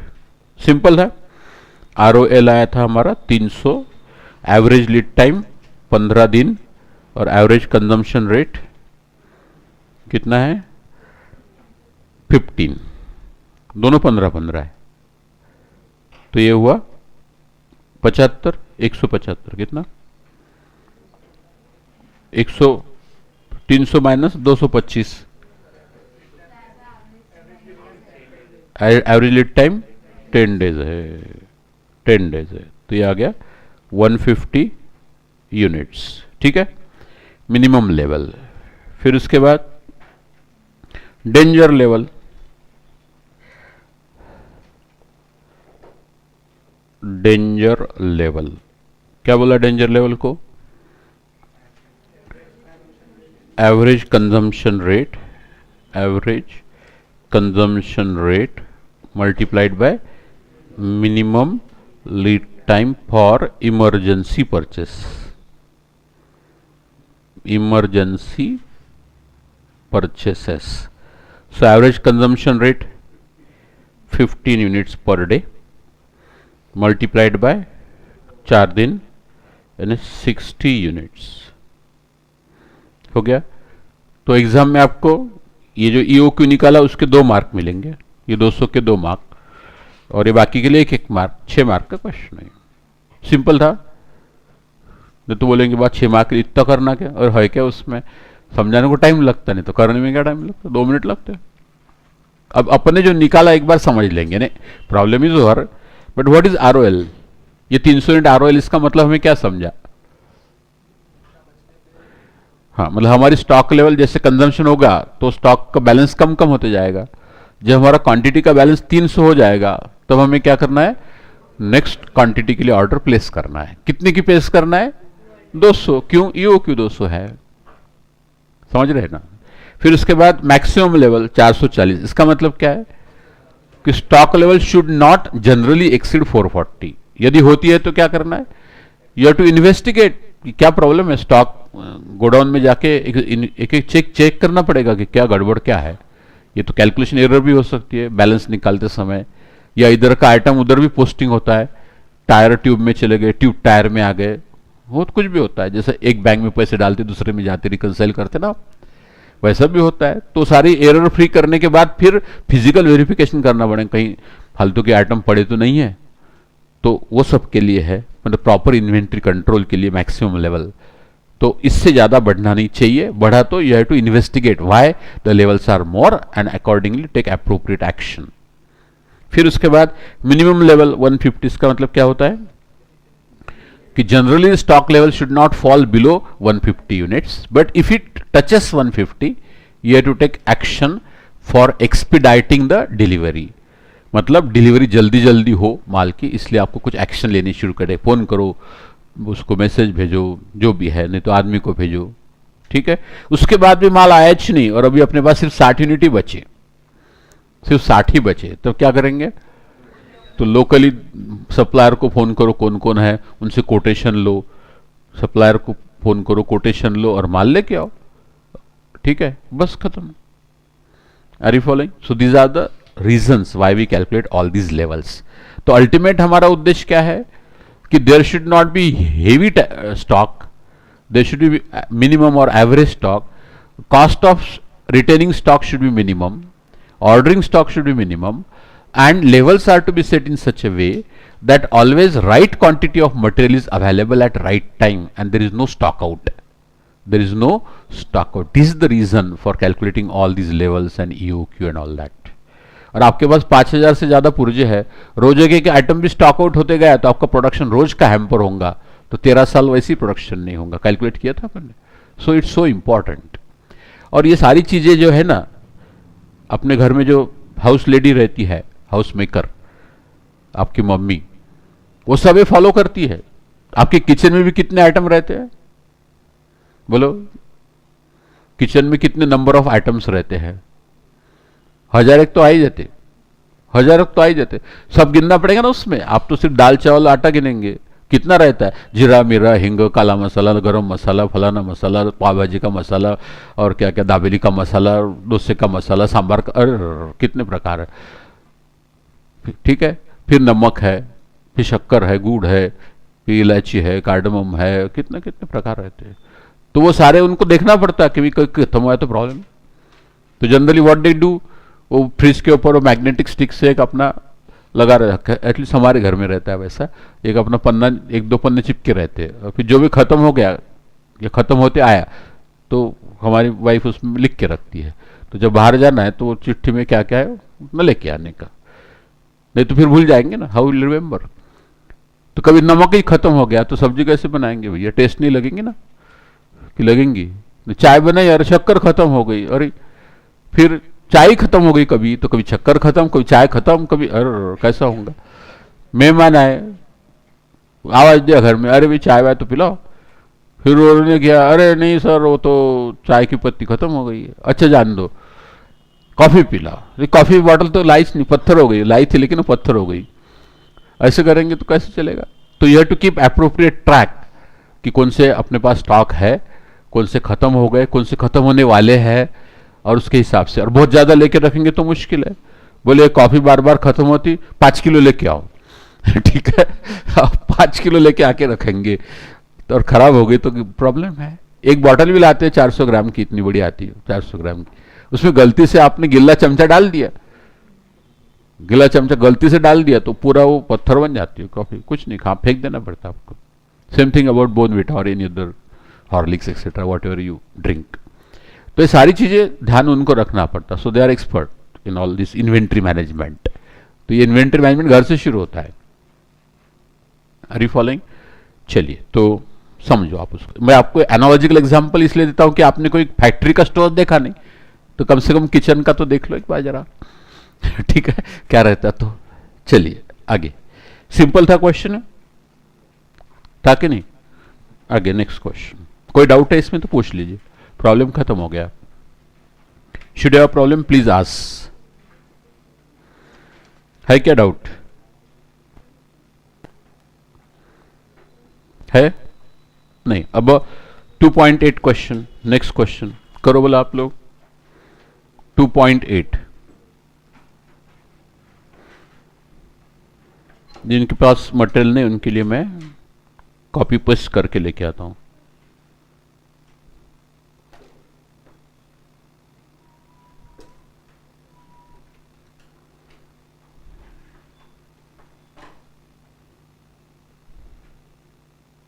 देखो करो, अभी बहुत किए ना मैंने यार, कितने के 10-15 रन किए मैंने अब तो। बोले तो 8वां ही है, अरे बीच में एग्जाम्पल कितने दिए थे। चलो करो, कुछ नहीं, क्या क्या दिया है वो नंबर न्यूमेरिकली लिख के रखो, अपने आप आ जाएगा।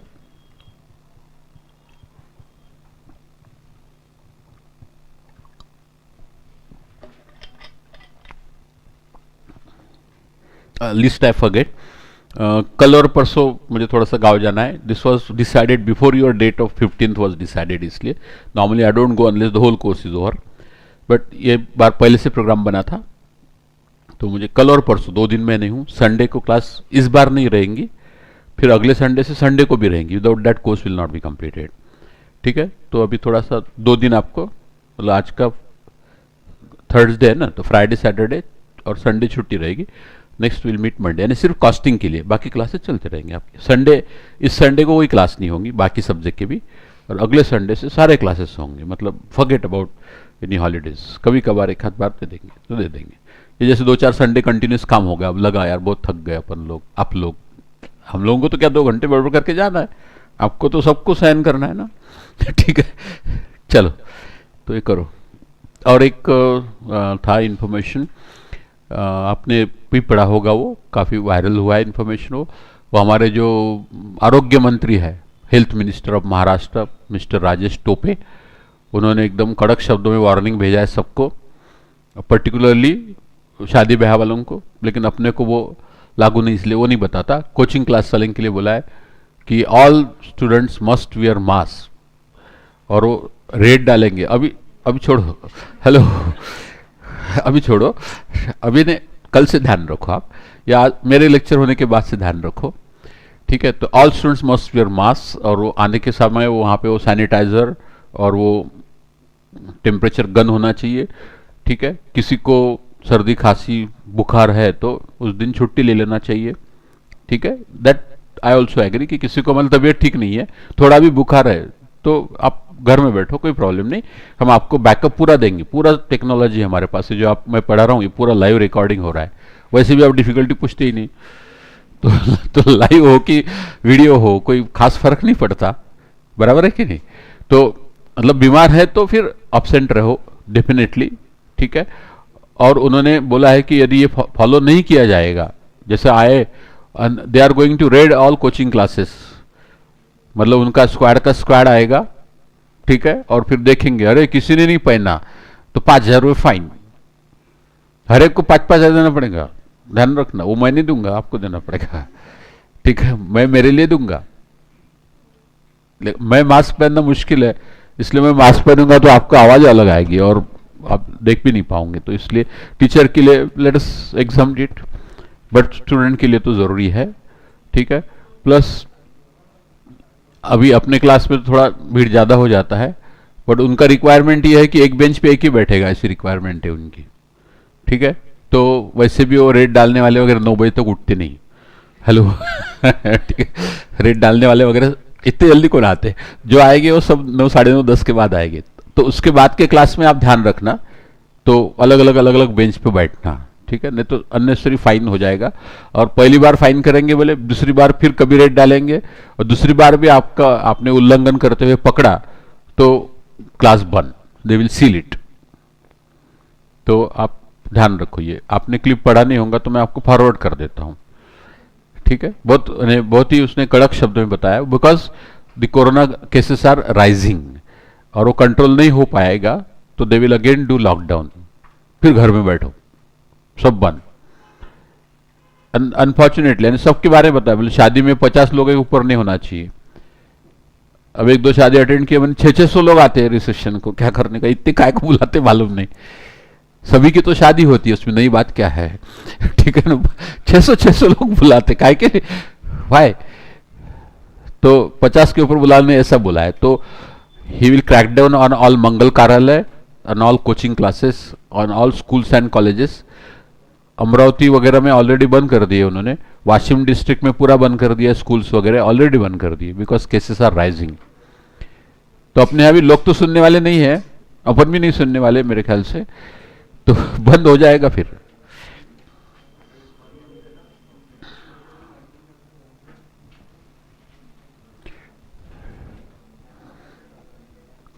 जम गया क्या प्रॉब्लम?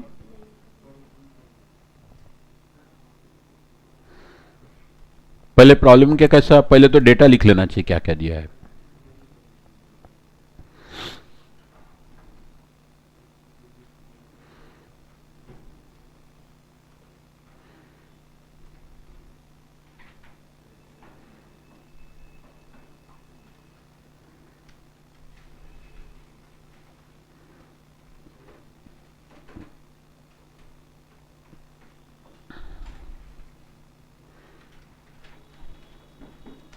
ये एक स्टैंडर्ड प्रॉब्लम है लेटेस्ट एग्जाम का, ये आ गया तो मतलब आपको समझ गया सब पूरा।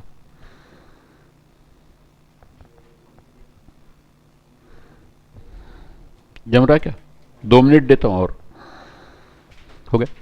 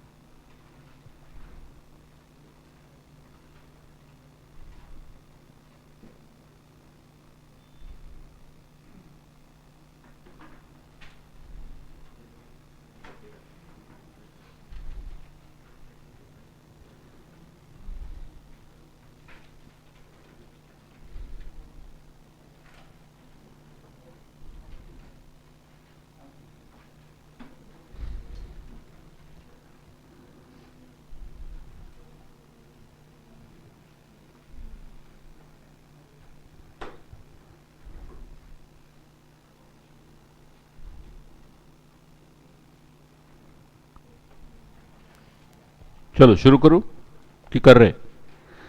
आप सिर्फ रीऑर्डर क्वांटिटी निकाल के रुक जाओ, क्योंकि वो गलत निकाली होंगी तो आगे सब गलत हो जाएगा ना।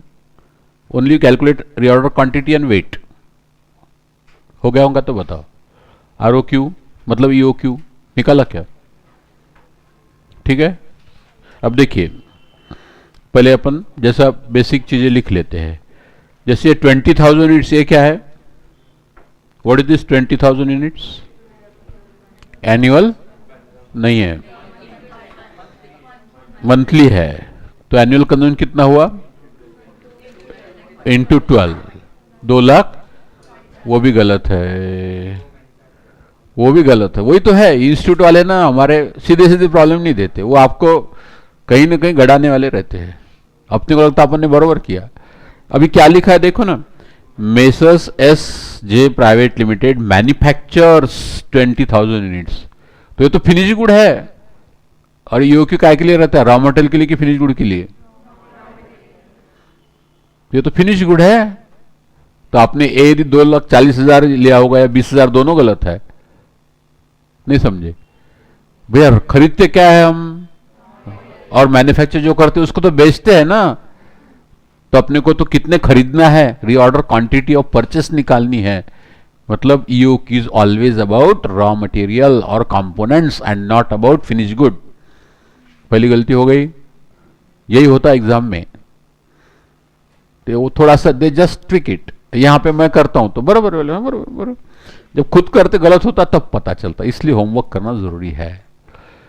तो पहले तो ये 20,000 का कुछ भी फायदा नहीं, फिर काय को दिया? आपको गुमराह करने के लिए, and he is quite successful in doing that. ठीक है ठीक है, आगे तो छोड़ दो उसको, काम का नहीं। The cost of placing order, हाँ ये काम का है। What is cost of placing order? O is equal to ₹1,500 per order. The purchase price of the raw material is ₹100, इसको बोलते सी, याद है ना आपको? ₹100 पर केजी, ऐसा पूरा लिखो। The reorder period is 5 to 7, इसका मतलब ये क्या है? लीड टाइम है। लीड टाइम 5, 6 और 7। मैं इतना शॉर्ट में लिखता हूं। अभी क्या हुआ मतलब इसका 5, 6, 7 का? मिनिमम 5, एवरेज 6 और मैक्सिमम 7। समझा ना? कैसा आया तो समझ गया ना? 5 to 7 मतलब 5 + 7 divide by 2। Okay, the consumption of raw material varies from 200 to 300 and average being 250 per week. तो कंजम्पशन रेट कितना कितना है? 200 kg per week, 250 kg per week और 300 kg पर वीक। ठीक है। उसके बाद the carrying cost of inventory is 9.75। तो आय क्या होगा? 9.75% है, तो आय क्या होगा? 100 रुपए कॉस्ट है ना आपकी, तो 100 का 9.75%। कैलकुलेटर से करो, 9.75 rupees per unit per annum. इतना समझा? तो अपने को ए नहीं दिया उसने, कि दिया? कॉमन सेंस लगाओ। जो डेटा दिया उसमें से एक ऐसा निकालेंगे, एनुअल कंजम्पशन। 20 × 12, 20,000 × 12 तो है ही नहीं, क्योंकि तो फिनिश गुड है। हाउ यू फाइंड ए? बस एवरेज कितना है पर वीक? 250। साल भर में वीक्स कितने होते हैं? 52। तो एवरेज क्या हो जाएगा? 250 × 52। अब दिया नहीं इसलिए हम एवरेज बेसिस पे कैलकुलेट करेंगे। ठीक है, तो यहां पे लिख सकते हैं आप annual consumption A is equal to 52 weeks into 250 kg per week average basis पे। तो ये आएगा 13,000 kg। बस ये पॉइंट है जो गलत करेंगे आप। कर लिया होगा ना? तो अपन जैसे फिगर देखते हैं, हमारा क्या होता, ये माइंड जो है, मतलब दिमाग जो है अपना प्रोग्राम हो जाता है। जैसे अकाउंट्स का प्रॉब्लम है, ऊपर स्टॉक दिखा तो ओपनिंग, ट्रायल बैलेंस में दिखा तो ओपनिंग, ऊपर दिखा नीचे दिखा तो क्लोजिंग, ऐसा अपन फिक्स कर लेते। लेकिन कभी कभी ओपनिंग एडजस्टमेंट में आ सकता है और क्लोजिंग ट्रायल बैलेंस में आ सकता है, ऐसा भी होता है। तो ऐसा कोई दिमाग में कुछ भी ऐसा फिक्स मत करो। अब आप निकालेंगे ईओक्यू, आसान है। फॉर्मूला लिखिए, मैं नहीं लिखूंगा, बहुत बार लिखा। 2A 13,000, O 1,500 upon I 9.75।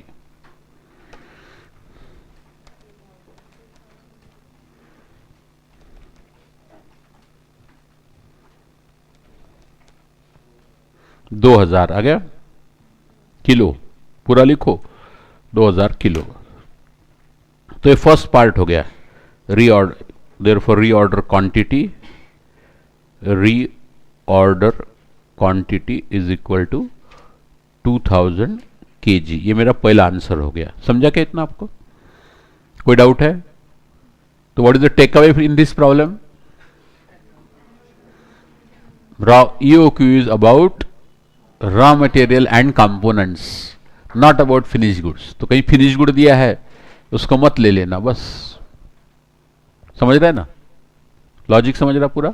और अपन ऐसा ध्यान में नहीं आता अपना, ये गलती अनायासा ऐसी हो जाती है। फिर अपन बोलते मैंने तो बराबर किया, एग्जाम में मार्क नहीं देते, फेल करते हो जबरदस्ती। तो आपके दुश्मन थोड़ी है। Number 2, reorder level. अभी तो आसान है सब, कि नहीं है? ROL क्या रहता? Maximum lead time into maximum consumption rate. Exam में फॉर्मूला लिखना अनिवार्य है। अनिवार्य है मतलब कंपलसरी है। मैक्सिमम, क्योंकि अपने को हिंदी नहीं समझते ना, इंग्लिश समझती है। Maximum lead time into maximum consumption rate. अब maximum lead time 7 weeks, maximum consumption rate 300, तो 2100 kg। आसान है। फिर मैक्सिमम लेवल, वही पूछते क्या? मैक्सिमम लेवल क्या रहता है? ROL minus minimum lead time into minimum consumption rate plus यहां पर EOQ। It can be Q और EOQ। ROL 2100, minimum lead time 5 हफ्ते, मिनिमम कंजम्पशन रेट 200, EOQ आ गया आपका 2000 4100 माइनस 400, 3700 आ गया क्या? देखो आप कैलकुलेशन आ रहा है क्या? 3100, ठीक है, कैलकुलेशन गलती, 3100 किलो, ठीक है। 4100 माइनस 1000 ना, हाँ बराबर है। चलो ये हो गया। नेक्स्ट, ये जो आंसर आता है उसके नीचे 2 लाइन खींचते जाइए आप। जैसे 2100, 2 लाइन खींचो। कारण क्या है? एग्जाम में पेपर देखता तो उसको पटपट आंसर दिखने चाहिए, ताकि टक टक मार्क देंगे वो। एग्जामिनर को जितना तकलीफ ज्यादा उतना मार्क कम, इनवर्सली प्रोपोर्शनल, ठीक है। तो उसको जल्दी दिखना चाहिए, इसलिए अंडरलाइन करने का उसको। चौथा क्या पूछा है? Minimum level. मिनिमम लेवल कैसे करते? ROL minus average lead time into average consumption rate. आसान लग रहा है कि नहीं? आप बताओ। ROL कितना है? 2100 माइनस एवरेज लीड टाइम 6 और एवरेज 250। याद है क्या? सिर्फ लिखने का काम नहीं करने का, समझना भी साथ साथ। तो 250 इंटू 6, 1500 माइनस 2100, 600 आ रहा क्या? फिर क्या पूछा है? Average stock level. बस ये तो मालूम है आपको। 5वां, एवरेज स्टॉक लेवल। तो minimum plus maximum divided by 2, तो 3100 plus 600 divided by 2।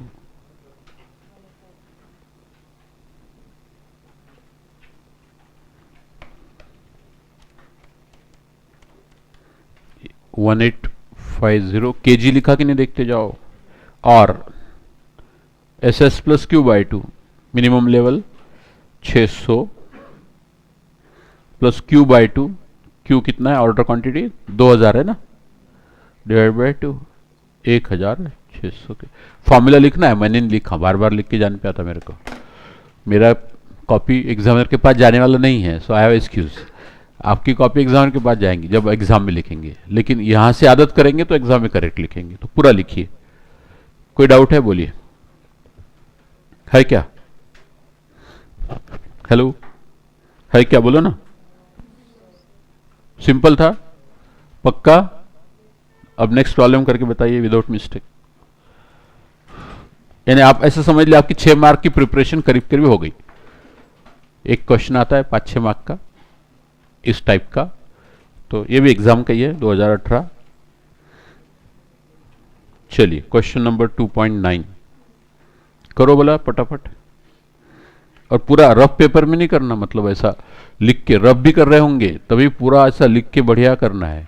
Rough work भी करेंगे तो फेयर जैसा होना, तो आदत बन जाती है। नहीं तो बोले अपन एग्जाम में बरोबर करेंगे, यहाँ तो पट पट कर, नो, आदत बन जाती है। कोई डाउट है बोलो बेटा, प्रॉब्लम चाहिए? कौन सा 2.9 चाहिए ना आपको? 2.9 कोई भी चीज समझी नहीं होंगे तो पूछे रे बाबा। जब तक आप नहीं बोलते आपको नहीं समझा, तब तक मुझे नहीं समझेगा कि आपको नहीं समझा। कंफ्यूजन हुआ होगा तो बोलो।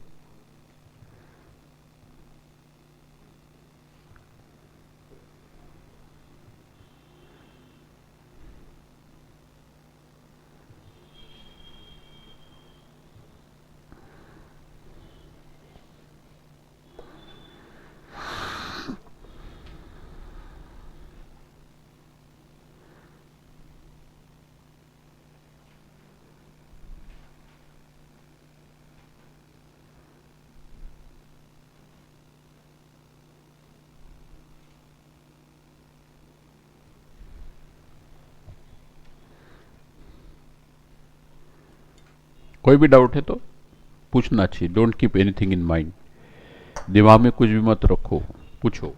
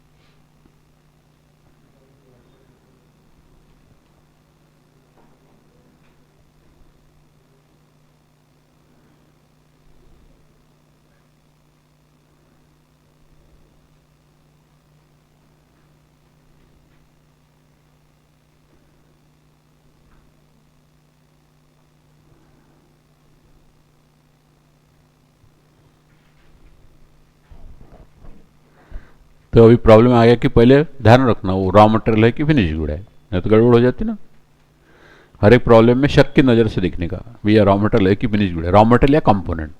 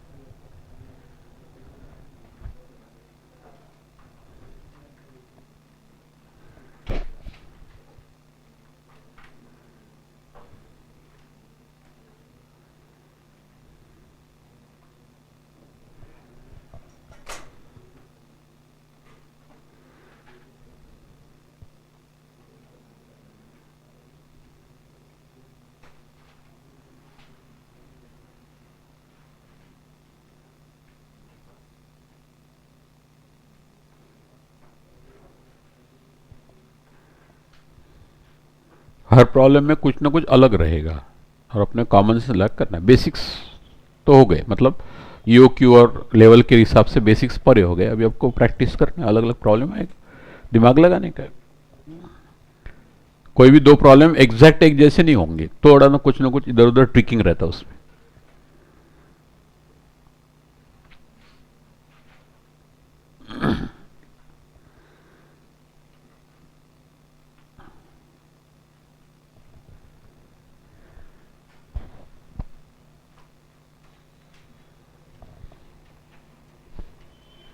अभी आसान लग रहा होगा ना आपको कि नहीं? डिफिकल्ट लग रहा है?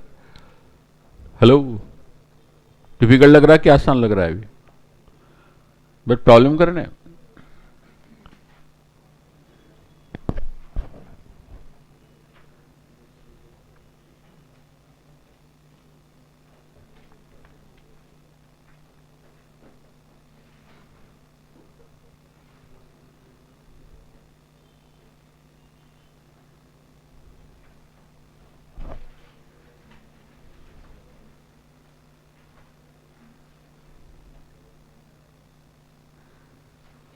हो गया क्या कि नहीं?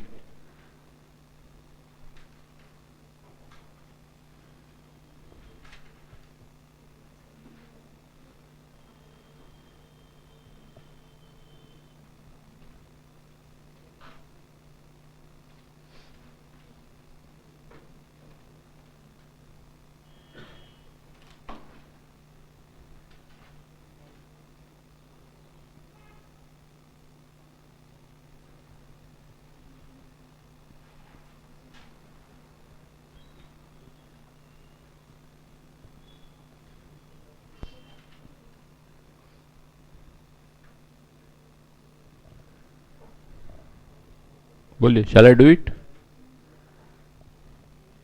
करना है मुझे? देखो, पहले तो अपना बेसिक प्रॉब्लम सॉल्विंग टेक्निक क्या है, क्या क्या दिया वो लिख लेने का चुपचाप। जैसा ये 60,000 क्या है?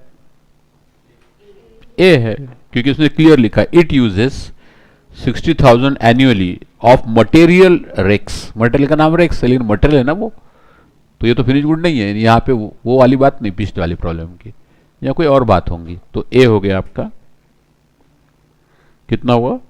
60,000 यूनिट्स। एनुअली दिया है ना बराबर, देखो एनुअली, ठीक है। आगे कॉस्ट ऑफ प्लेसिंग ऑर्डर को हम क्या बोलते हैं? ओ। कॉस्ट ऑफ प्लेसिंग ऑर्डर को ओ बोलते ना, ओ फॉर ऑर्डर, ₹800 पर ऑर्डर। यहां तक कोई प्रॉब्लम है? Carrying cost 15% per annum of average inventory. Reorder period 10 days, ठीक है। रीऑर्डर पीरियड, अब कॉस्ट ऑफ मटेरियल 800 है, नहीं कॉस्ट ऑफ मटेरियल दिया ना ऊपर, ये racks costing 10 per unit. Costing 10 per unit मतलब C is equal to ₹10 per unit. And carrying cost कितनी है? 15%। तो कैरिंग कॉस्ट आय क्या होगा? 10 इंटू 15%, तो कितना हुआ? 1.5 rupees PUPA per unit per annum, बराबर है ना? ₹1.5 आएगा ना उसका, 15%, ठीक है ना। आगे, हाँ बोलो बोलो।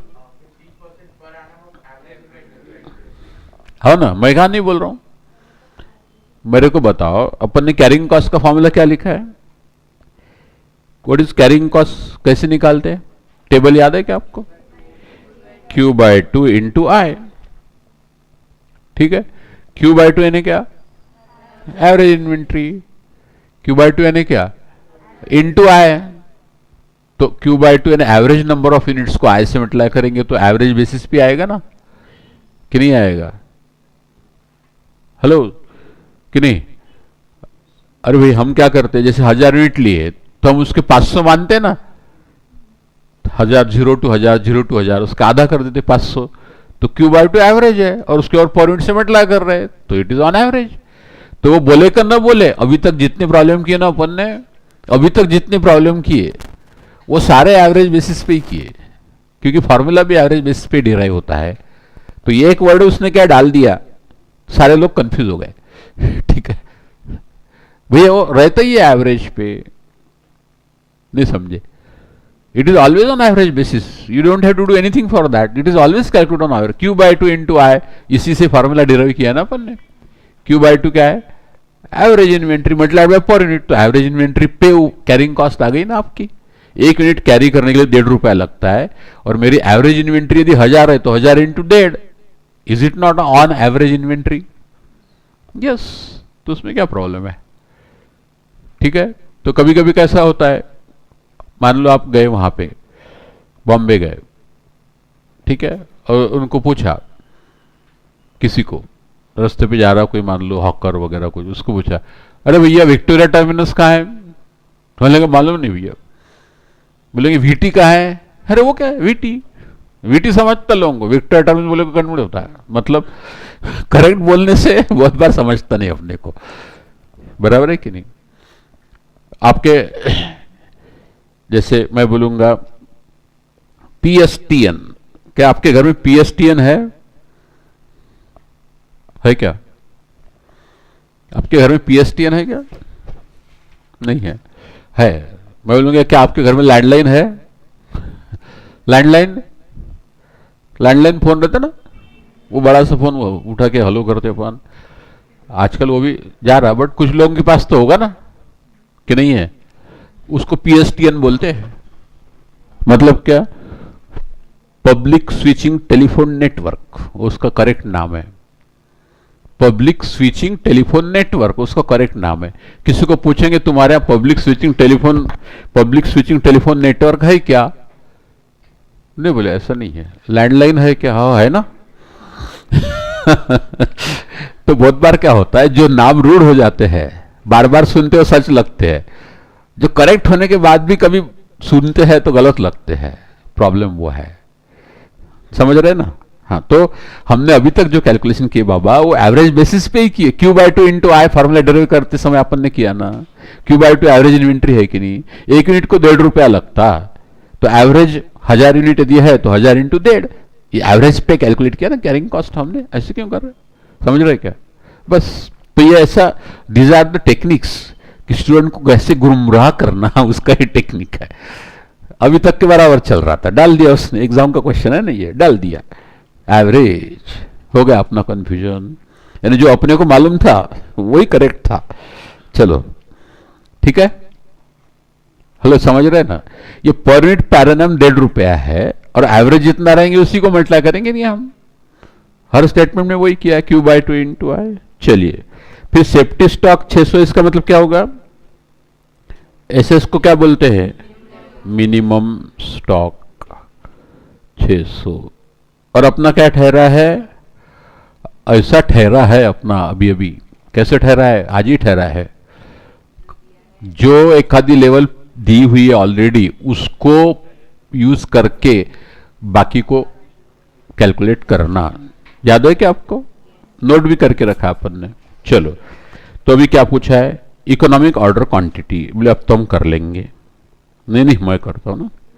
√2AO upon I. √2A है 60,000, O 800, I 1 रुपया 50 पैसे।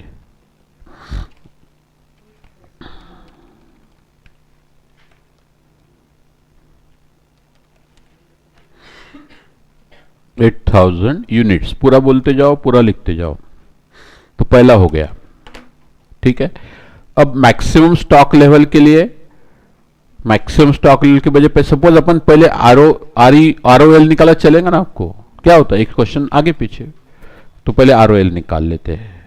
तीसरा, अब उसने मिनिमम लेवल दिया है, तो हमारे पास ROL निकालने का एक फॉर्मूला है जिसमें हम मिनिमम लेवल यूज करते हैं। याद है क्या? और एक चीज है, यहां पे उसने दिया company operates 300 days in a year, मतलब वो 300 दिन काम करते हैं। अब साल भर में कितना कंज्यूम करते हैं? 6000, मतलब 300 दिन में 60,000। वे साल भर में 300 दिन काम करते हैं और साल भर में 60,000 यूनिट्स यूज करते हैं, मतलब कंजम्पशन रेट पर डे क्या हो गया? बस वो नहीं आपको जम रहा था, बराबर है ना? बस अब इसके लिए कोई उपाय नहीं है, सिर्फ प्रैक्टिस, यही उपाय है। कॉमन सेंस बढ़ाना पड़ता। कंजम्पशन रेट 60,000 यूनिट साल भर में, 300 दिन काम करेंगे तो कितना आता? 200 यूनिट्स पर डे। अब ये 200 यूनिट्स पर डे जो है, ये क्या है? मिनिमम है कि मैक्सिमम है कि एवरेज है? ये तीनों है।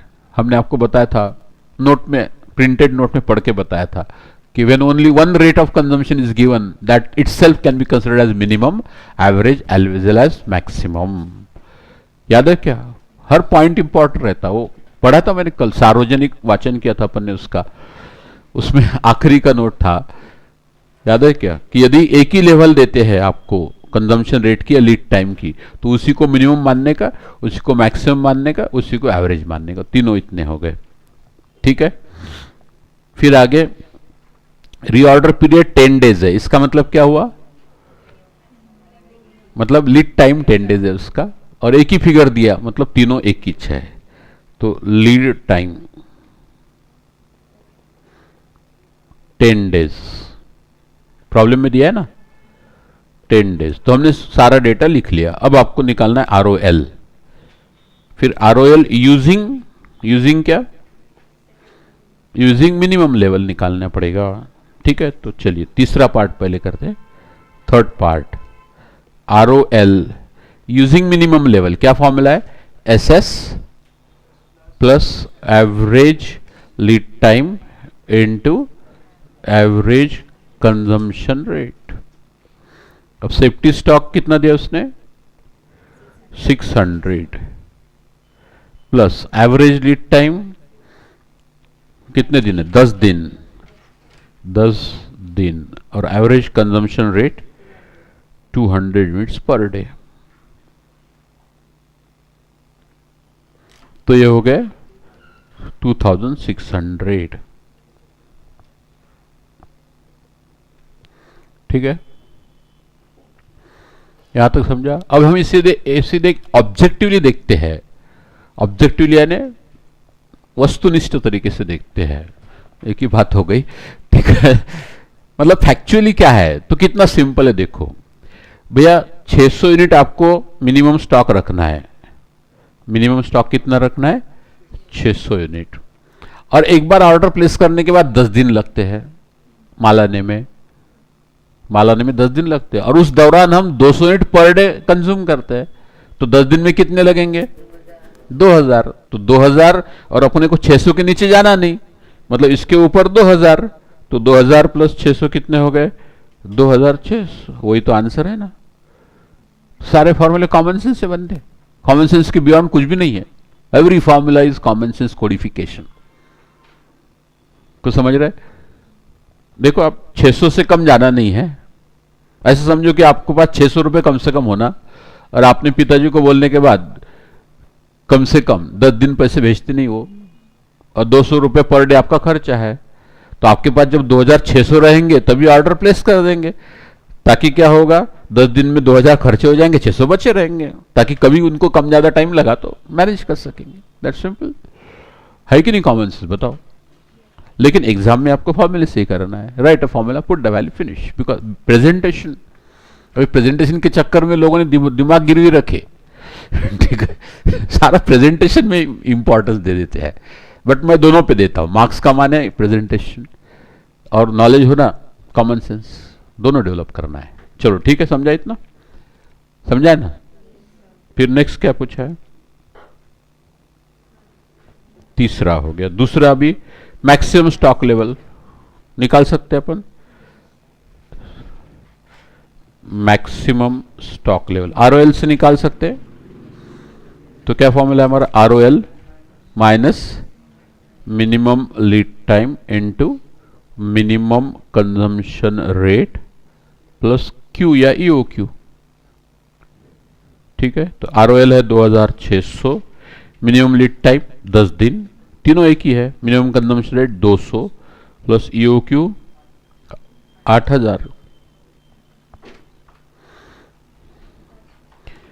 तो क्या हुआ, 8600 यूनिट्स। चिल्लर है कि नहीं। फिर चौथा हो गया, कि चौथा नहीं था, ये दूसरा था सब क्वेश्चन। फिर नेक्स्ट तीसरा, चौथा, एवरेज स्टॉक लेवल।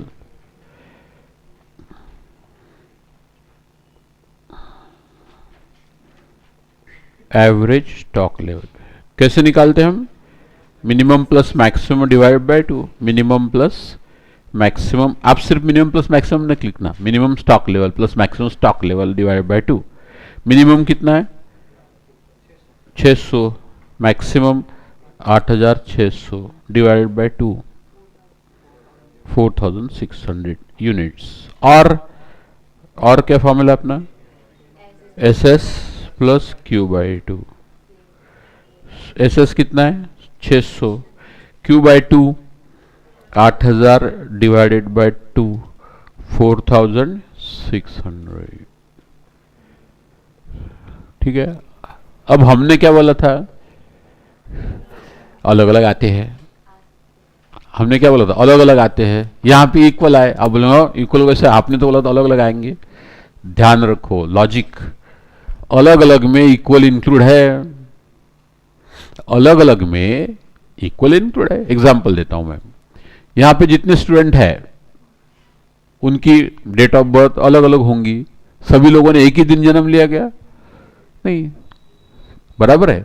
तो यहां जितने स्टूडेंट है, every student will have different date of birth. Is it a wrong statement, no, but there may be chance that particular two student may have same date of birth. कोई तकलीफ है क्या उसमें? तो even if I say everybody may have different date of birth, that is also correct. Out of that there be some exceptional cases where two of them have same birth date, होगा कि नहीं? तो गलत थोड़ी ना बोला। तो जब हम बोलते अलग अलग आता है, मतलब उसमें इक्वल इंक्लूड है। जैसे अर्थमेटिक मीन, हार्मोनिक मीन और ज्योमेट्रिक मीन अलग अलग आते हैं, लेकिन सेम नंबर लिया आपने 8 8 8, 3 नंबर लिए 8 8 8। इसका अर्थमेटिक मीन भी 8 आता, ज्योमेट्रिक मीन भी 8 आता, हार्मोनिक मीन भी 8 आता, मीडियन भी 8 आता, मोड भी 8 आता। क्या कर लेंगे? तो इसका मतलब ये थोड़ी ना है कि भाई, हाँ, कहने का मतलब है कभी कभी सेम भी हो सकते हैं गलती से। It is rarity that it will B same, but है इस प्रॉब्लम में सेम है। क्या करेंगे उसके लिए, समझा? चलिए आगे। और क्या पूछा उसने? बस इतना ही पूछा, हो गए 6 मार्क, 8 मार्क, 6 मार्क समझ लो, 4 6 मार्क जितने भी होंगे, क्या जितने होंगे उतने मिलेंगे। चलो समझा क्या, बोलो? सिंपल था। अब हर प्रॉब्लम में कुछ ना कुछ सीखने को मिलता अपने को, इसलिए प्रॉब्लम खुद सॉल्व करना जरूरी है। प्रॉब्लम खुद सॉल्व करना जरूरी है। तो अभी आगे आपको मैंने कौन सा करके दिया अभी, 9th। ठीक है, अब कल के लिए होमवर्क, क्योंकि अभी 2-4 दिन क्लास नहीं ना अपने, आपको 5 दिन मिलेंगे। देखो कैसे मिलते 5। आज का एक दिन है, आज को कौन वार है, गुरुवार, शुक्रवार, शनिवार, रविवार और सोमवार, 5 दिन मिल रहे हैं। 5 दिन में कम से 10 प्रॉब्लम तो करनी चाहिए ना, 2-2 रोज के। मंडे को क्लास है, लेकिन टोटल गिनते में 5 आते भाई। आज का दिन गिनोगे कि नहीं गिनोगे? गिनोगे। अभी दिन जाने का ना, रात को 12 बजे दिन खत्म होता, तो आज का दिन गिनो, कल का तो गिनना ही पड़ेगा, परसों का भी गिनना ही पड़ेगा, संडे गिनना ही पड़ेगा। मंडे को 7 बजे क्लास है, रात को 12 बजे दूसरा दिन लगता है। समझ लो, तो मैं कभी गलत नहीं, भूल के भी गलत नहीं बोलता, मैं कभी भी करेक्ट बोलता हूं। तो चलो 5 दिन में 10 प्रॉब्लम। तो आगे होमवर्क है आपका प्रॉब्लम नंबर 10 से लेके तो प्रॉब्लम नंबर 17 तक, 10 to 17। 10 to 17 कितने प्रॉब्लम होंगे? 8, 7 नहीं होंगे। 17 माइनस 10 8, पहले 17 10 7 होता है, बराबर है, 10 इंक्लूड है। गिन लो, 10 11 12 13 14 15 16 17 8। ये सारी चीजें मैं इसलिए बताता हूं कि आपको अलर्टनेस आना चाहिए, और ये सब काम में आने वाला है। ये 10 माइनस 17 माइनस 10 बराबर 8, ये भी काम में आने वाला है कभी न कभी। चलो समझ रहे क्या? हाँ, कोई डाउट है तो पूछने को आइए 1 to 1। I just wait for you so that you come and ask the difficulties. Next we meet on Monday. बाकी time table as it is रहेगा। अरे इसको बंद करना पड़ेगा ना।